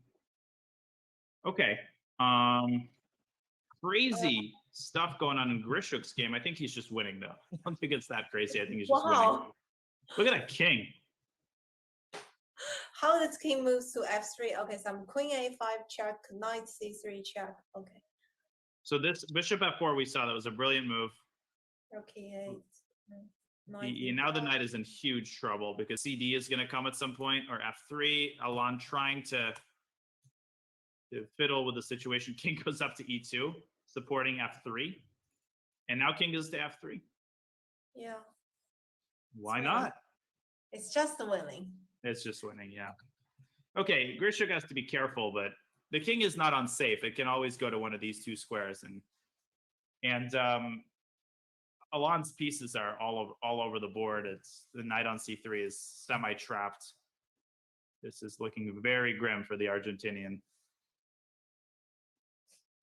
And the camera, we see the game of Dubov against Malahov. Yeah, looks like that's a very, yeah, now we got it. Very nice position for Dubov. Somehow he managed to finagle the position and get a good position out of it. Yeah. Well, maybe black can create some fortress because low lines. And very, very solid. Yeah, very solid from Malahov. But it just feels like 10 minutes on the clock for 13 moves. Wow, we're seeing a lot of time pressure this time. People have like 5 minutes for 15 moves. This is hard. It's basically like playing bullet. And you do not want to play bullet against Dubov in this position. One doesn't just, yeah. Now we're getting news also that Ante Brkic, Croatian GM, is about to defeat Salim Saleh, who has struggled this tournament. And there's another resort in Madlikov? board 32. Madlikov, no, that is Madlikov, I think. Draw. No. Looks like no. It's Fedoseev. I'm not so sure actually looking from the camera. I think that's Wojciech Madlikov, who just made a draw. Okay. Yeah, bishop on b4, you can see the evidence. Okay. So Brkic is about to defeat Salem, and it's not even interesting. It's just completely winning. Okay. Ivic against Bluebaum. Matthias actually has recovered, I think, and now he has a decent position. We also see Shurov's game. Okay, let's. That's possible. Yeah, it was horrific. It was horrific. Bishop goes to d4. Amazing.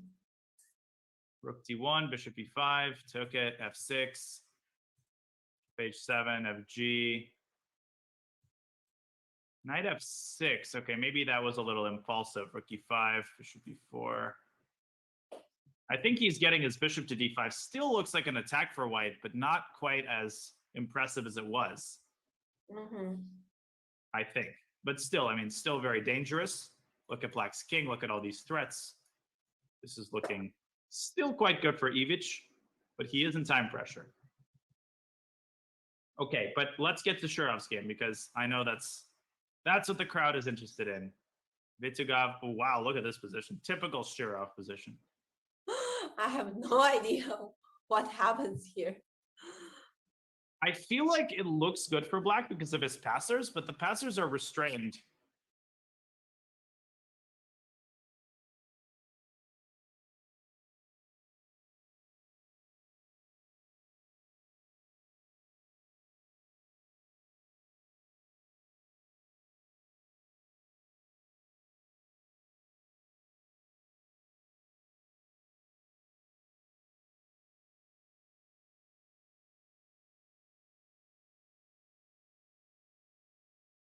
His pieces in, but knight g5 is really strong. I think black has to play rook h6. If you give this pawn up and white gets a passer on f6, the game might just be over.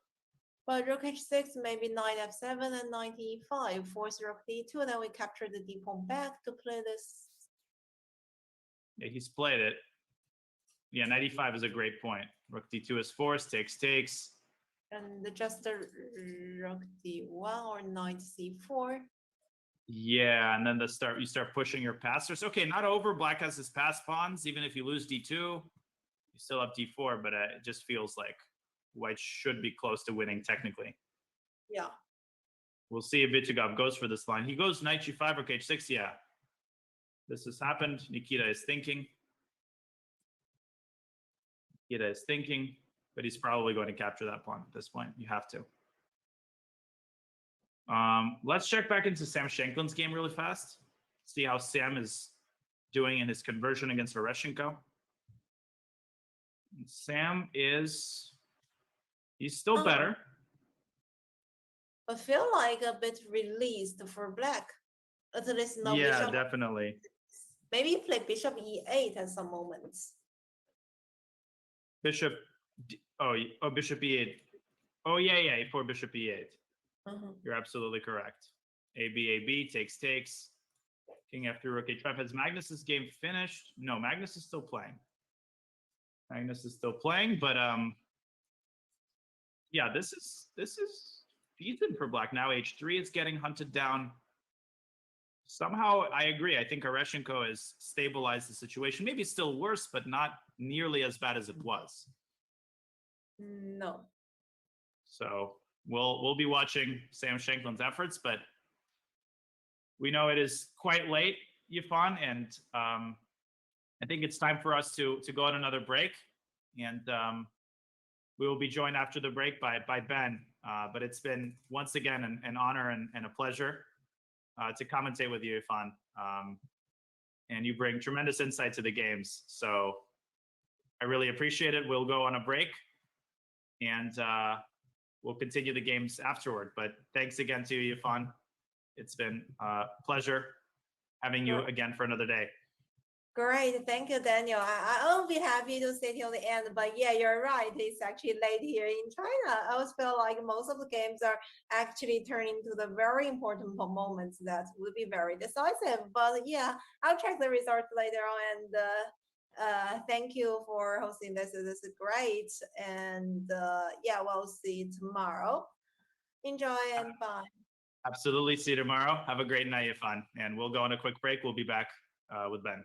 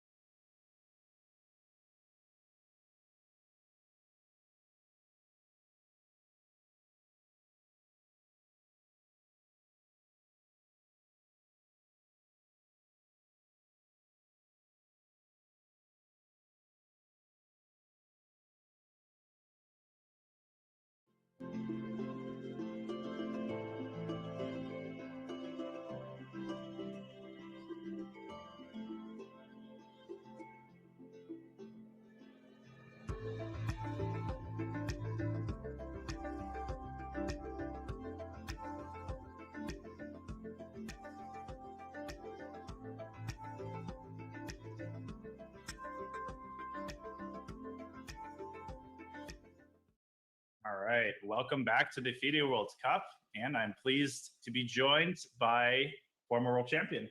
I think that title fits you very well. I'm just going to call you that.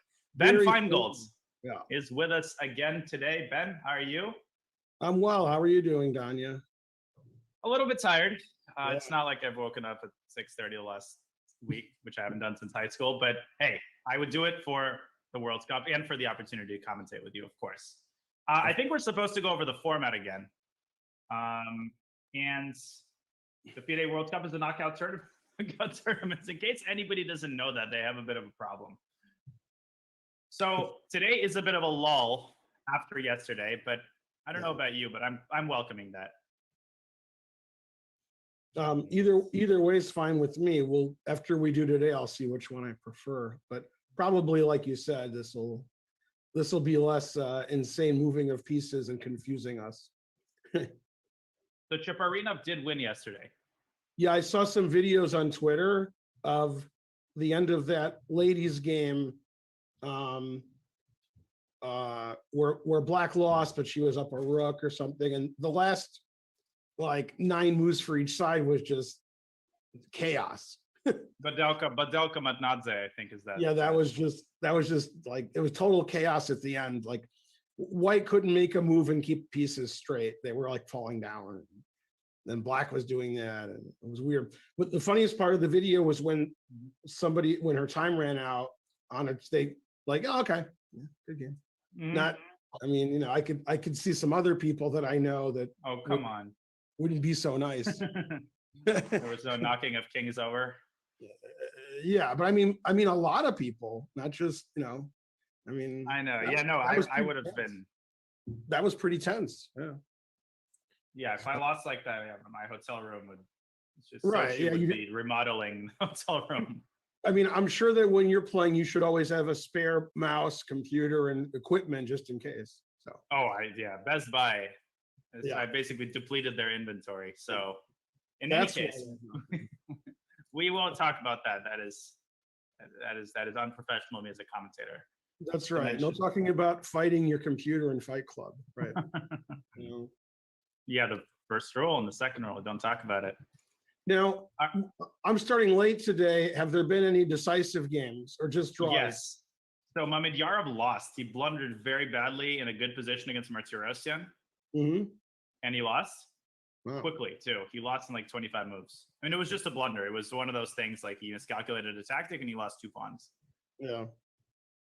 And we got a couple draws. Tomaszewski Puya just drawing, Wojtaszek Matlakov. Vachiela Grav drew quickly with White against Barabian. Strange game, but he drew. Mm-hmm. And we were watching Magnus. Magnus was maybe even, I mean, definitely not better, but he somehow finagled his way to perhaps a small advantage. Although I like what Aryan has done the last 2 moves, pushing that h-pawn forward. This is the position. Yeah. I don't know what you think of this. I mean, nice knight on c4, but Black has somehow produced obvious counterplay on the king side. Yeah, no, against g3 with a white squared bishop missing, this is definitely the right plan for Black. Yeah, putting the pawn up there. I lost a game in the New York Open, I don't know, 27 years ago to Hjardarson, and the position just looked equal, and he played h5, h4, and I was lost. Yeah, I know, h5, h4, h5, h6, and you get mated. Now, yeah. Magnus just made a very astute move, queen b5, because he wants to meet h3 with the most buzzkill move of all time. It's like that sinking feeling, you know, you have to trade queens. Queen d5, I'm sorry. Yeah, queen d5 makes sense, so that prevents that, I guess. Although, after queen b7, is he gonna play queen d8 or just move his rook? Because if the queens are traded, e takes d might help, but maybe it doesn't help. I don't know. Yeah, rook d8. Wait, queen b7 has been played. Yeah. Magnus has 5 minutes for 12 moves. I But mean, it the seems like funny, he's not phased. the funniest move is rook c6, but I don't believe it. Yeah. I don't believe it. And the problem is also if you play h3, it's not like white resigns. I mean, Yeah. knight e3 is possible. Okay, I'm not going to mention the other way to defend against mate. I think it's better not to defend against mate than to play this move. That's Oh, right. but Also- rook takes d3. You're right. Again, you didn't even say anything, and you're already right. right. Yeah. Obviously, f3 is silly, but e4 is possible. But I like your knight e3. That makes the most sense. Never move pawns. Yeah. Right. Exactly. Yeah, totally. I mean, We're not okay, going to push this a pawn. Magnus can stop one threat. So, okay. Are you sure? He usually misses. Well, I don't think he'll see queen c2. that's only Kramnik that misses mate in one. Right. Oh, the Deep Fritz game. Yeah. I show that to my students. This was a game for 2008 back when humans played computers, and Kramnik missed mate in one. And it's a good illustration that even these top guys are occasionally human once in a while. Yeah. Usually they're not, but sometimes they are. So Tari, yeah, rook d8, you kind of hinted at. And I feel like Magnus would take and go like knight e3 and pour himself a, Yeah, this glass is of just very something and be pleasant happy. for white. Yeah. This is nice. Yeah, he already won endgame against Martinovic, but that did not inspire confidence. But this one, yeah, this doesn't look like what Tari is looking for. No, yeah, this looks like fun. Yeah. Okay. But probably Black's game just isn't very good. That's probably why you play Queen B7. I think this H5, H4 is not working, but that's like the only play. So, but Right. yeah, he's playing slowly for him. He's usually not behind on the clock at this point. Yeah, you don't think about it, but Magnus rarely gets into time pressure. You know, Like compared to even some of the other super GMs, I don't remember the last time like I saw Magnus lose a game because of the clock. So I in guess any it's case, unusual pairing, but I guess that's what happens. The two top Norwegian players. right. Burkic beat Solemn, by the way, crushed him 25 moves. Yeah, how come he beats everybody? Why is his rating so low? What's going I know on? 25-92. Come on. No, I mean the whole tournament. He beats people that are higher rated than him. No, I know. Yeah, that's what I'm Yeah. saying. Yeah. He's very experienced. Mhm. I think he's been over 2650 before. And these guys are they're tigers. They have a few bad tournaments, but that doesn't mean they can't beat Yeah. really strong players. And Solemn has struggled. He lost to Indic, and now he has another must-win situation. Mhm. Although he's a beast. He's a beast with white. So he's going to have something to say tomorrow. Let's look at Sabata Bay Yu Yengi, because Yengi has his back against the wall. Can you imagine having 430 for 11 moves in this position? I just wouldn't want to have Black this position. I know Black is up a piece, but his king is no good. His H pawn's no good. His white has pawns already. The rook on A8's no good. And again, as you said, with 4 minutes, yeah, that doesn't look like fun at all. So I think the knight has to be given back. You cannot play a move such as, this is just completely devastating, I think. Takes. Maybe not. Maybe it's a game, but knight comes to e4. This just doesn't feel right. I think Black should play bishop takes d4 here, and at least centralize his pieces to give him some more defensive chances. Right. Yeah, I agree that getting rid of the pressure is more important than saving an extra piece when you're getting crushed. Yeah, that is pretty cool. So can he go? Oh, you can't take on f7 first because your knight's hit. Yeah, what after bishop d4? I don't have time to do this because the knight on d2 is hanging. Even this I think is not so bad, which is kind of funny. Wow. Because of the f pawn could just promote in some of these positions. Yeah, the rook on a8 is set so up. stupid. It's funny. In fact, I would go so far as to say this is probably what I would do Yeah. if Black plays bishop d4, which I think he will. Right, because the other position you showed looked okay for Black, maybe. With the queen on Right. d5 and taking away the center pawns and defending the f7 pawn was important. Yeah. Agreed. I think practically in Black's time pressure, this is almost impossible to deal with. Right. This would be a pretty sizable upset. Grishuk against Pichot. Now this is crazy. Grishuk was completely winning, and now he's probably still winning, but not as much as before. Okay, now Sasha's in time pressure. He was in time pressure for most of the game, which is amazing. Yeah, yeah,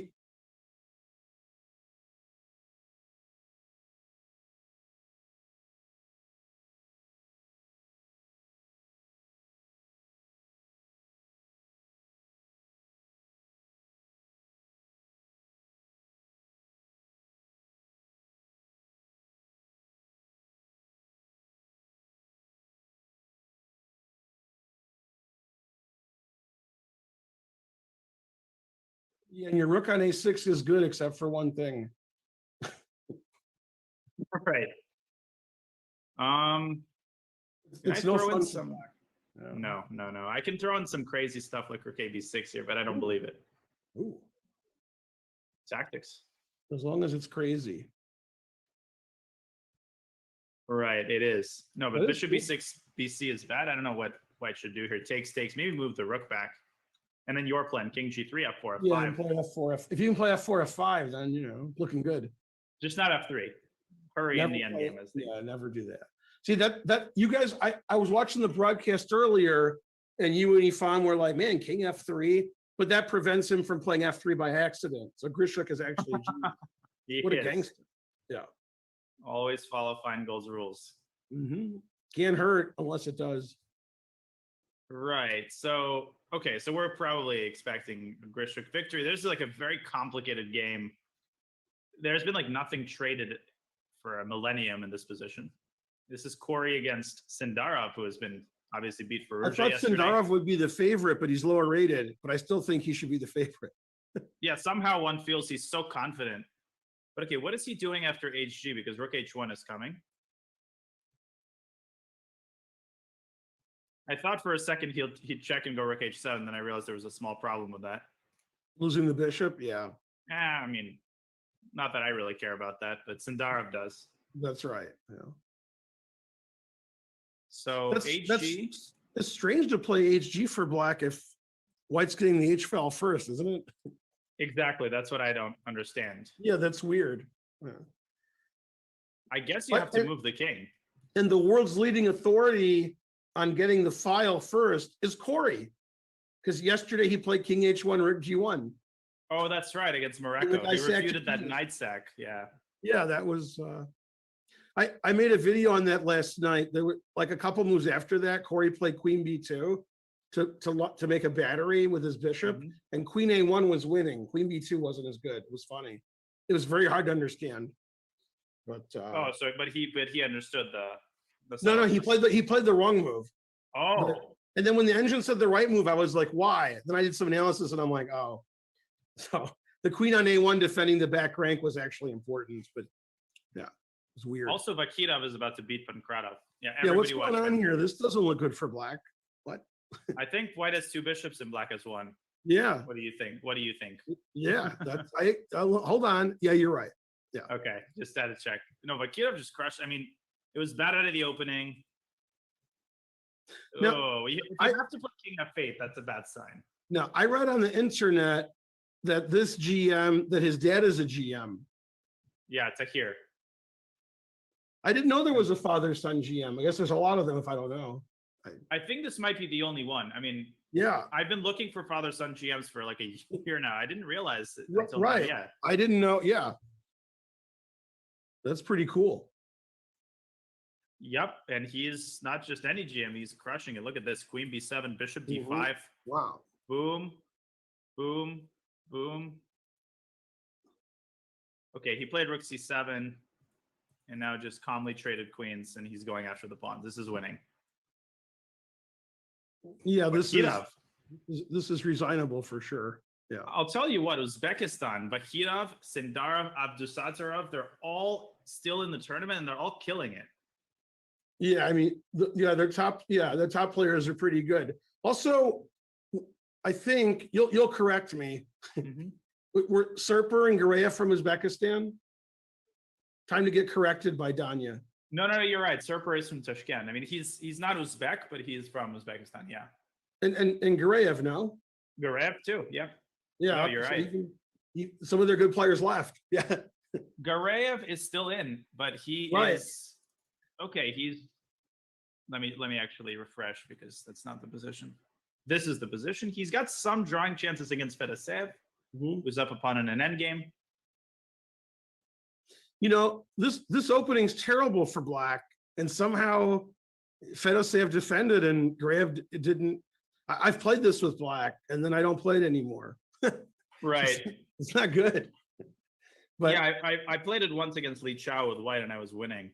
yeah, I've had this position like twice, and then that was it. I give up. This looks. I just don't like playing these positions for Black. No. Yeah, and I would think Fedoseev would want to have White in this position, but all right.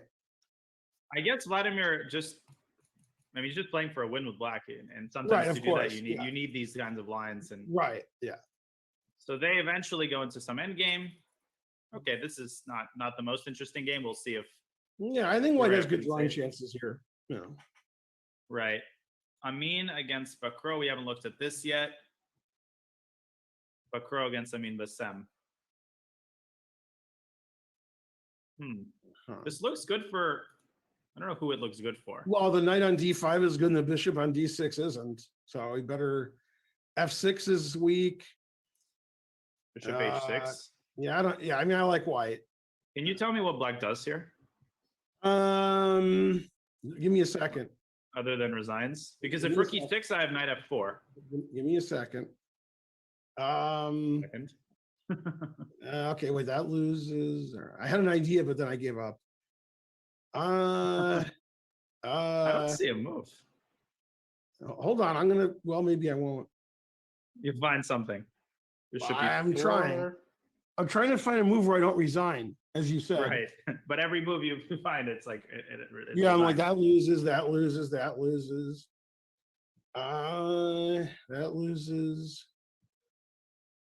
Wow. I got nothing. Yeah. I think White's just winning here because the point is this: knight f6 is a threat. If you go Rook e6, knight f4, and you can't take it because of back ranker. Yeah. Rook f6, bishop g5 wins the exchange in the game. I don't know. I think Amin is in big trouble here. Yeah, that hole on f6 is really costing him here. Oh, so he didn't play queen e2 yet, or he did? He did. Yeah, but I yeah, was the just bishop on it. d6 is no good, and the knight on d5 is great. Yeah. We have It's funny. another. Mhm. I use Bakro as an example. I mean, I'm not trying to be mean, although I am sometimes, of somebody who was just a genius and then never got better. It was weird. He was a GM at like 13. He was 2,700, pretty young, and then he just stopped. He got to like 27, 20, or 30, and then that's been his rating for like 20 years. He never like kept going. He just stopped. But I mean, he's a genius. I mean, He's been pushed to the back row. yeah. I use some back row jokes a lot. Yeah. I mean and he's going to use the back row when he plays bishop h6. He's going to use the back row. So He is. It's going to be a back row mate. yeah. And this game's right. totally nuts, but White's winning. Completely winning. Yeah. It's really nutty position, man. And Dubov might also use the back row.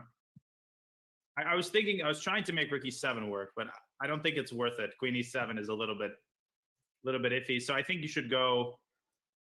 First of all, you don't even need this rook. You couldn't go queen d2 if you want. Or yeah, this is completely winning. Takes and queen e2, and I think Black can resign. This is Black's position looks ridiculous. Yeah. Knight on a4, just sitting there, just chilling. Man. All of Black's pieces ridiculous. Another game that's about to end decisively. All of a sudden, all the games are exploding. Ben Forrest against Pierre Rune. White's king better start Pierre running because it's going to get hunted down. Yeah.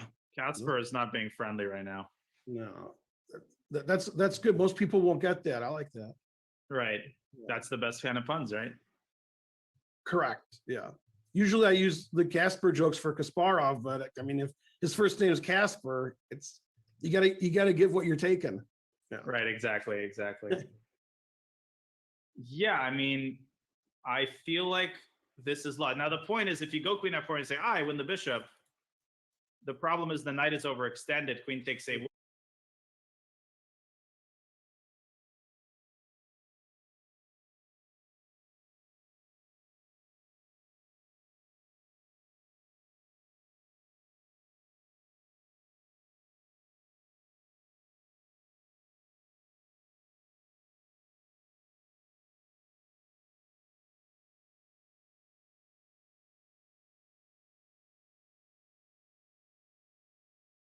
He played knight f6. Hold on here. What's happening? Okay.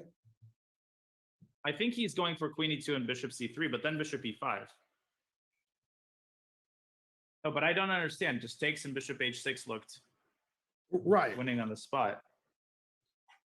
That is weird. I don't fully understand. Does he think he has some forced win here? Because I don't see how this can be better.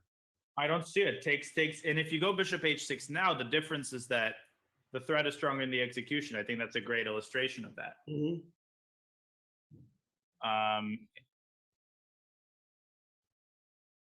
And yeah, I mean, rook e6, I guess, is the point here. Right, you can't play knight f4 anymore. Yeah, exactly. That's the point. Knight f4 is not possible. The knight is already on f6. Yeah. And no, that was weird that he missed that. I mean, you always should ask yourself, yeah, like with these tempting checks, like, do I actually need to play it? Mm-hmm. And yeah. I mean, it's still unpleasant for black, but that was like resignable. Now it's not resignable. Exactly. That's not good. No. Grishuk is about to win. Sevi and Duda draw. Fide beat Adiban, which was pretty evident out of the opening that was how it was going to go. Mm-hmm. Let's check the women's section. But before we do that, we're going to go on a quick break. Carissa beats Dagnidze, though. That is an incredible result. Yeah. But yeah, when we come back, we're going to look at the other games in the women's section, the open section. Don't go anywhere. We'll be back in a few.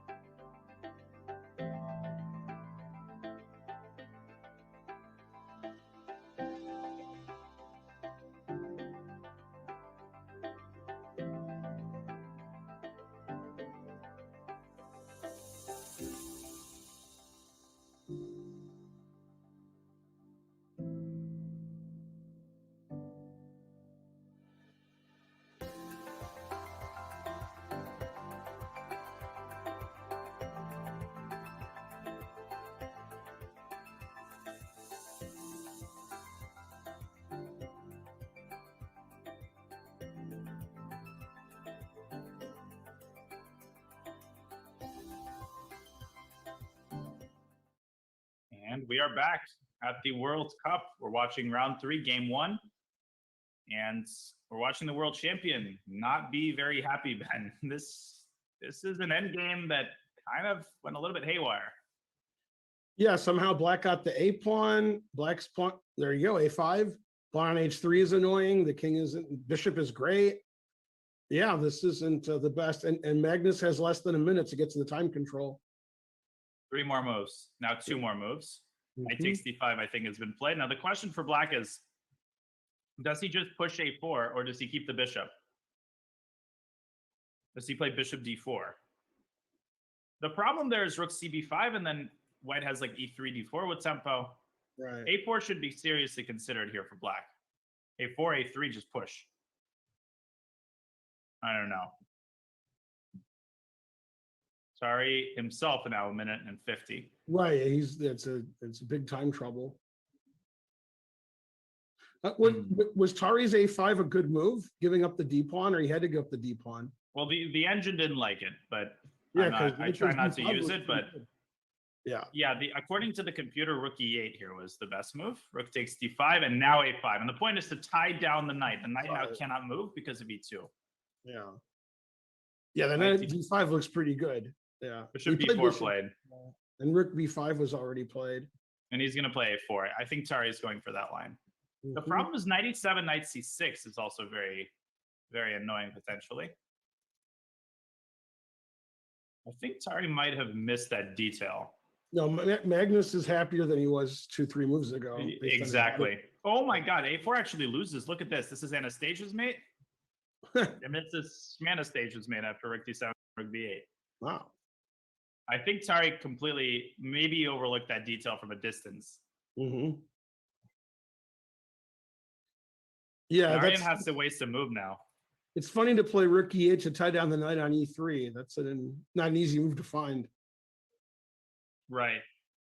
Yeah. No, Tari has lost control of the game here toward the time control. And Magnus is kind of good. Yeah. I don't know. He's always in the game, and even when you think he's about to make a draw, he just wins in like 2 seconds. Dubov has won, by the way. Black doesn't really have a good waiting. I mean, to stop that, as you said, E3. Well, he blundered A4. Oh my God! Oh my lands! Unbelievable. A4. Yes, over.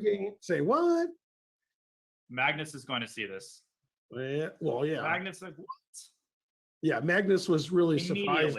He was really surprised. Tari didn't write his move down. That means he blundered. Yeah. Yeah, he's already choking on his own That's rage. it. Yeah, he's looking away. He's doing a half a Karu over there, looking away there. Right. But only That's all only, it takes. Yeah. He's like, oh my God. One lapse in concentration, one little mistake, and that's it. Your chances are extinguished. It's over. Knight C6, and it's either mate or you lose the rook and you lose the game. He's going to resign here. Yeah. Yeah, he was very unhappy. Magnus must have been so relieved to see that turn of events. Great game for Tari. He played complete. I mean, one could even say there were moments at which he could have aimed for something and he resigns. No, but I mean, white having a mating attack, that's not what I expected. The black was playing for mate. Right.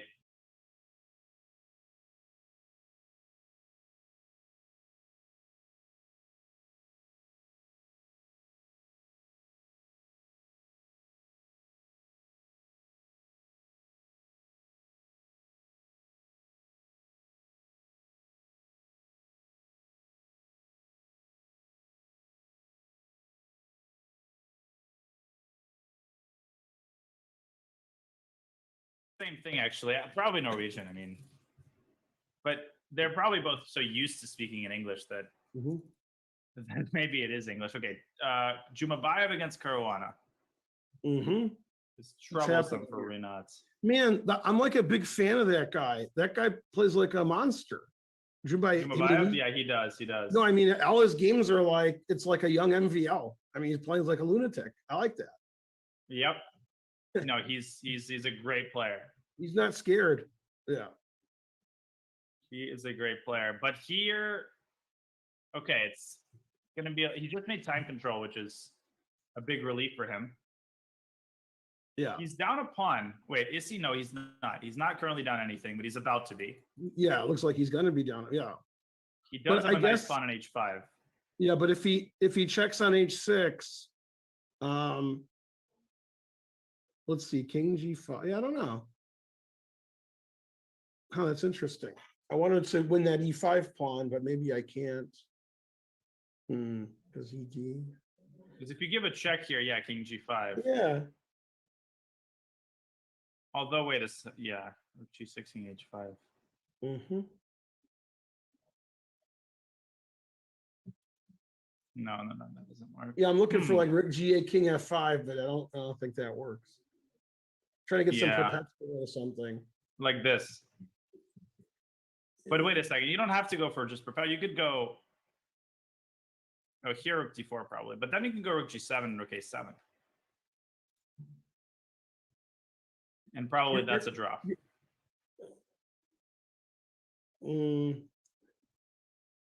Yes. Yeah, the king on h5 is no good, so it should be a draw. Yeah. Yep, rook a7, and apparently Karyakin won. Let's see. Yeah, this looks like a draw. Yeah. Man, he hit the time control at the right point. This is tough to play for white to find the accurate way, but now he has a chance. Yep, Karyakin beat Oparin, by the way. And Pragnananda and Krasenkov, Prague is winning. He's somehow, I mean, it was equal for a while, I think. It was an equal endgame.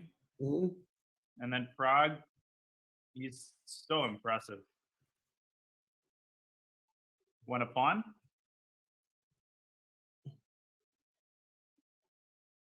And yeah, the rook on a8 is just terrible. The rook involved, yeah. That took all his pawns. Yep. Look at this. That is funny.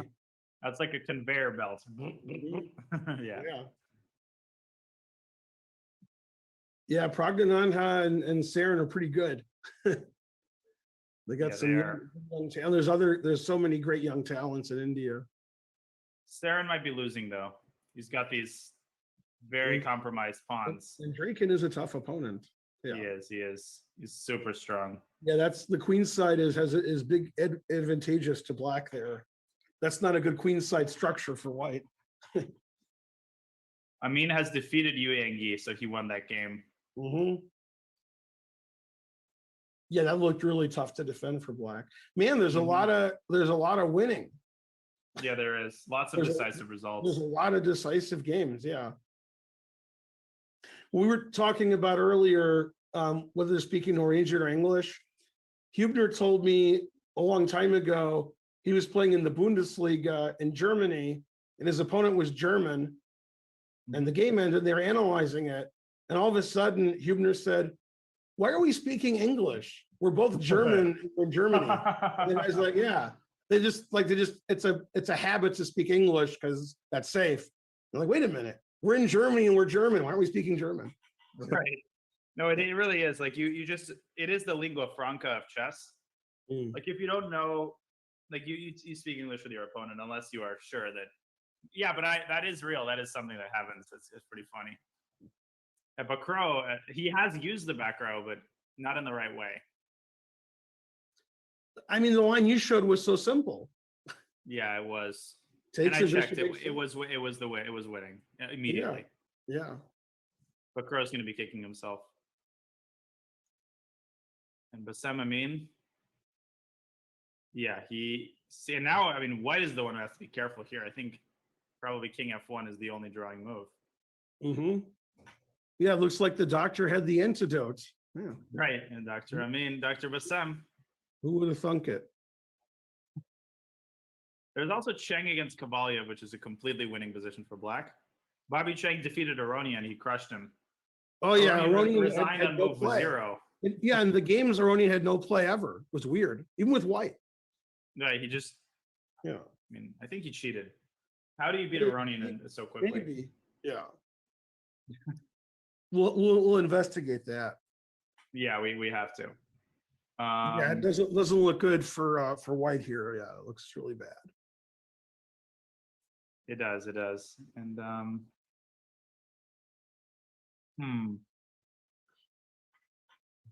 yeah, I don't know. I mean, Tomaszewski and Nadani making a draw. Korobov against Georgiev. I'm rooting for Kirill Georgiev. It's hard not to root for him. Yeah.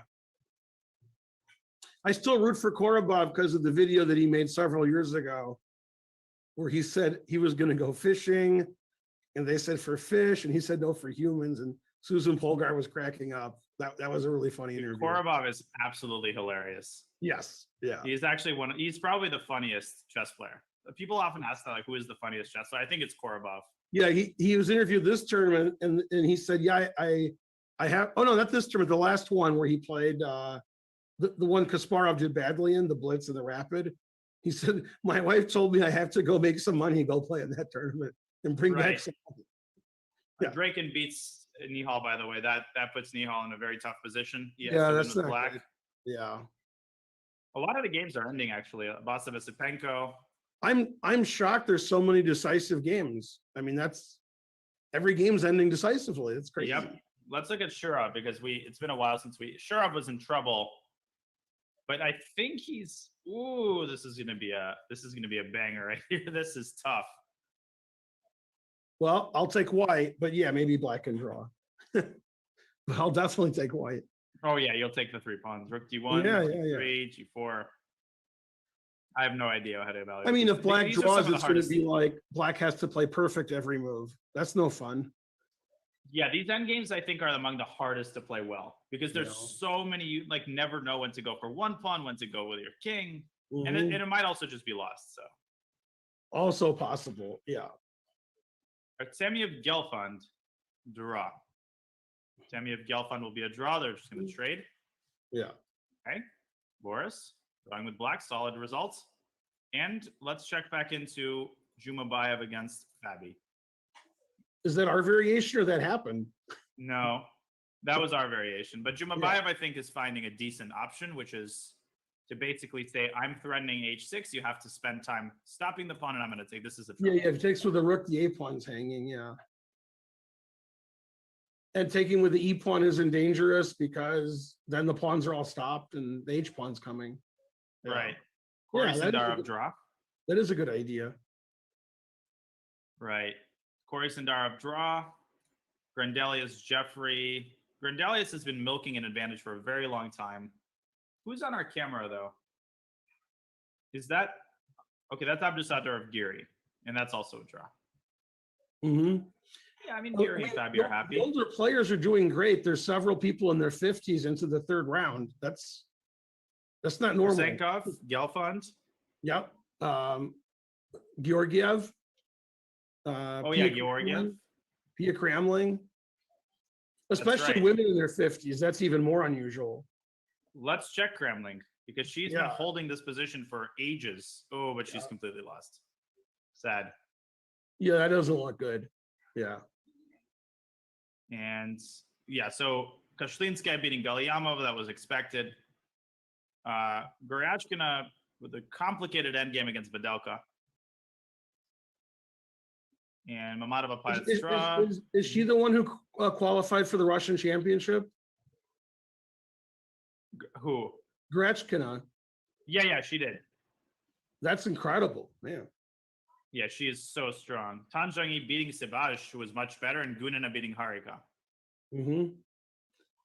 Man, it's a bloodbath today. I thought, like people made it to round 3, they're pretty happy, maybe some draws, but man, like MVL used to had a sort of a weird draw, but I mean, people are really fighting. And look at this position. Katerina Lagno. She's definitely winning. I don't think this is a sustainable pin. Mm-hmm. Munguntul. Yeah, it's the a problem whole is up, so you figure there's got to be a way out of there. Yeah. I think Wein's running out of Mungun tools to save the position. Right.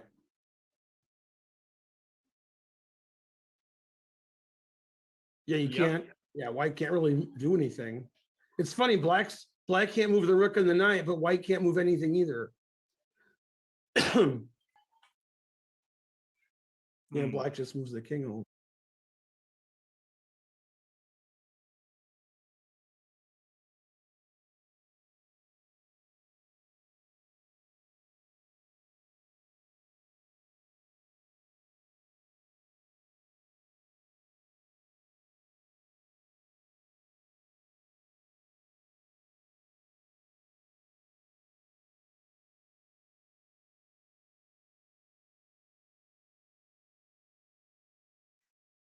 Yeah, I remember the white player from Uzbekistan from when I was coaching World Youths.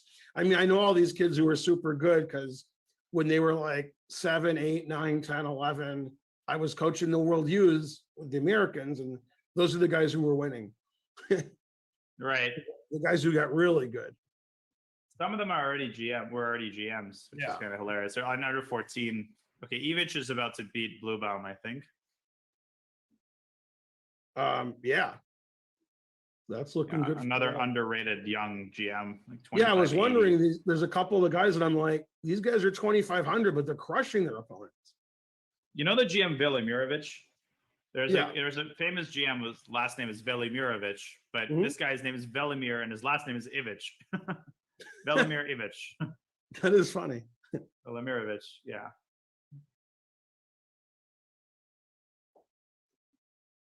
Yeah, Ivic. Okay, so we have Pragnananda about to beat Krasenkov. Shankland was close to winning, but now is struggling for a draw against. Okay, he's gonna make it, but Yeah, it'll be Alexander Orechenko. Yeah, this is gonna be a draw. Yeah. Okay, So Draw on a draw. Pragnananda Krasenkov has to be the biggest age disparity of the pairings ever. Right. Yeah, it really does. Like 40 years or something. No, More, maybe more.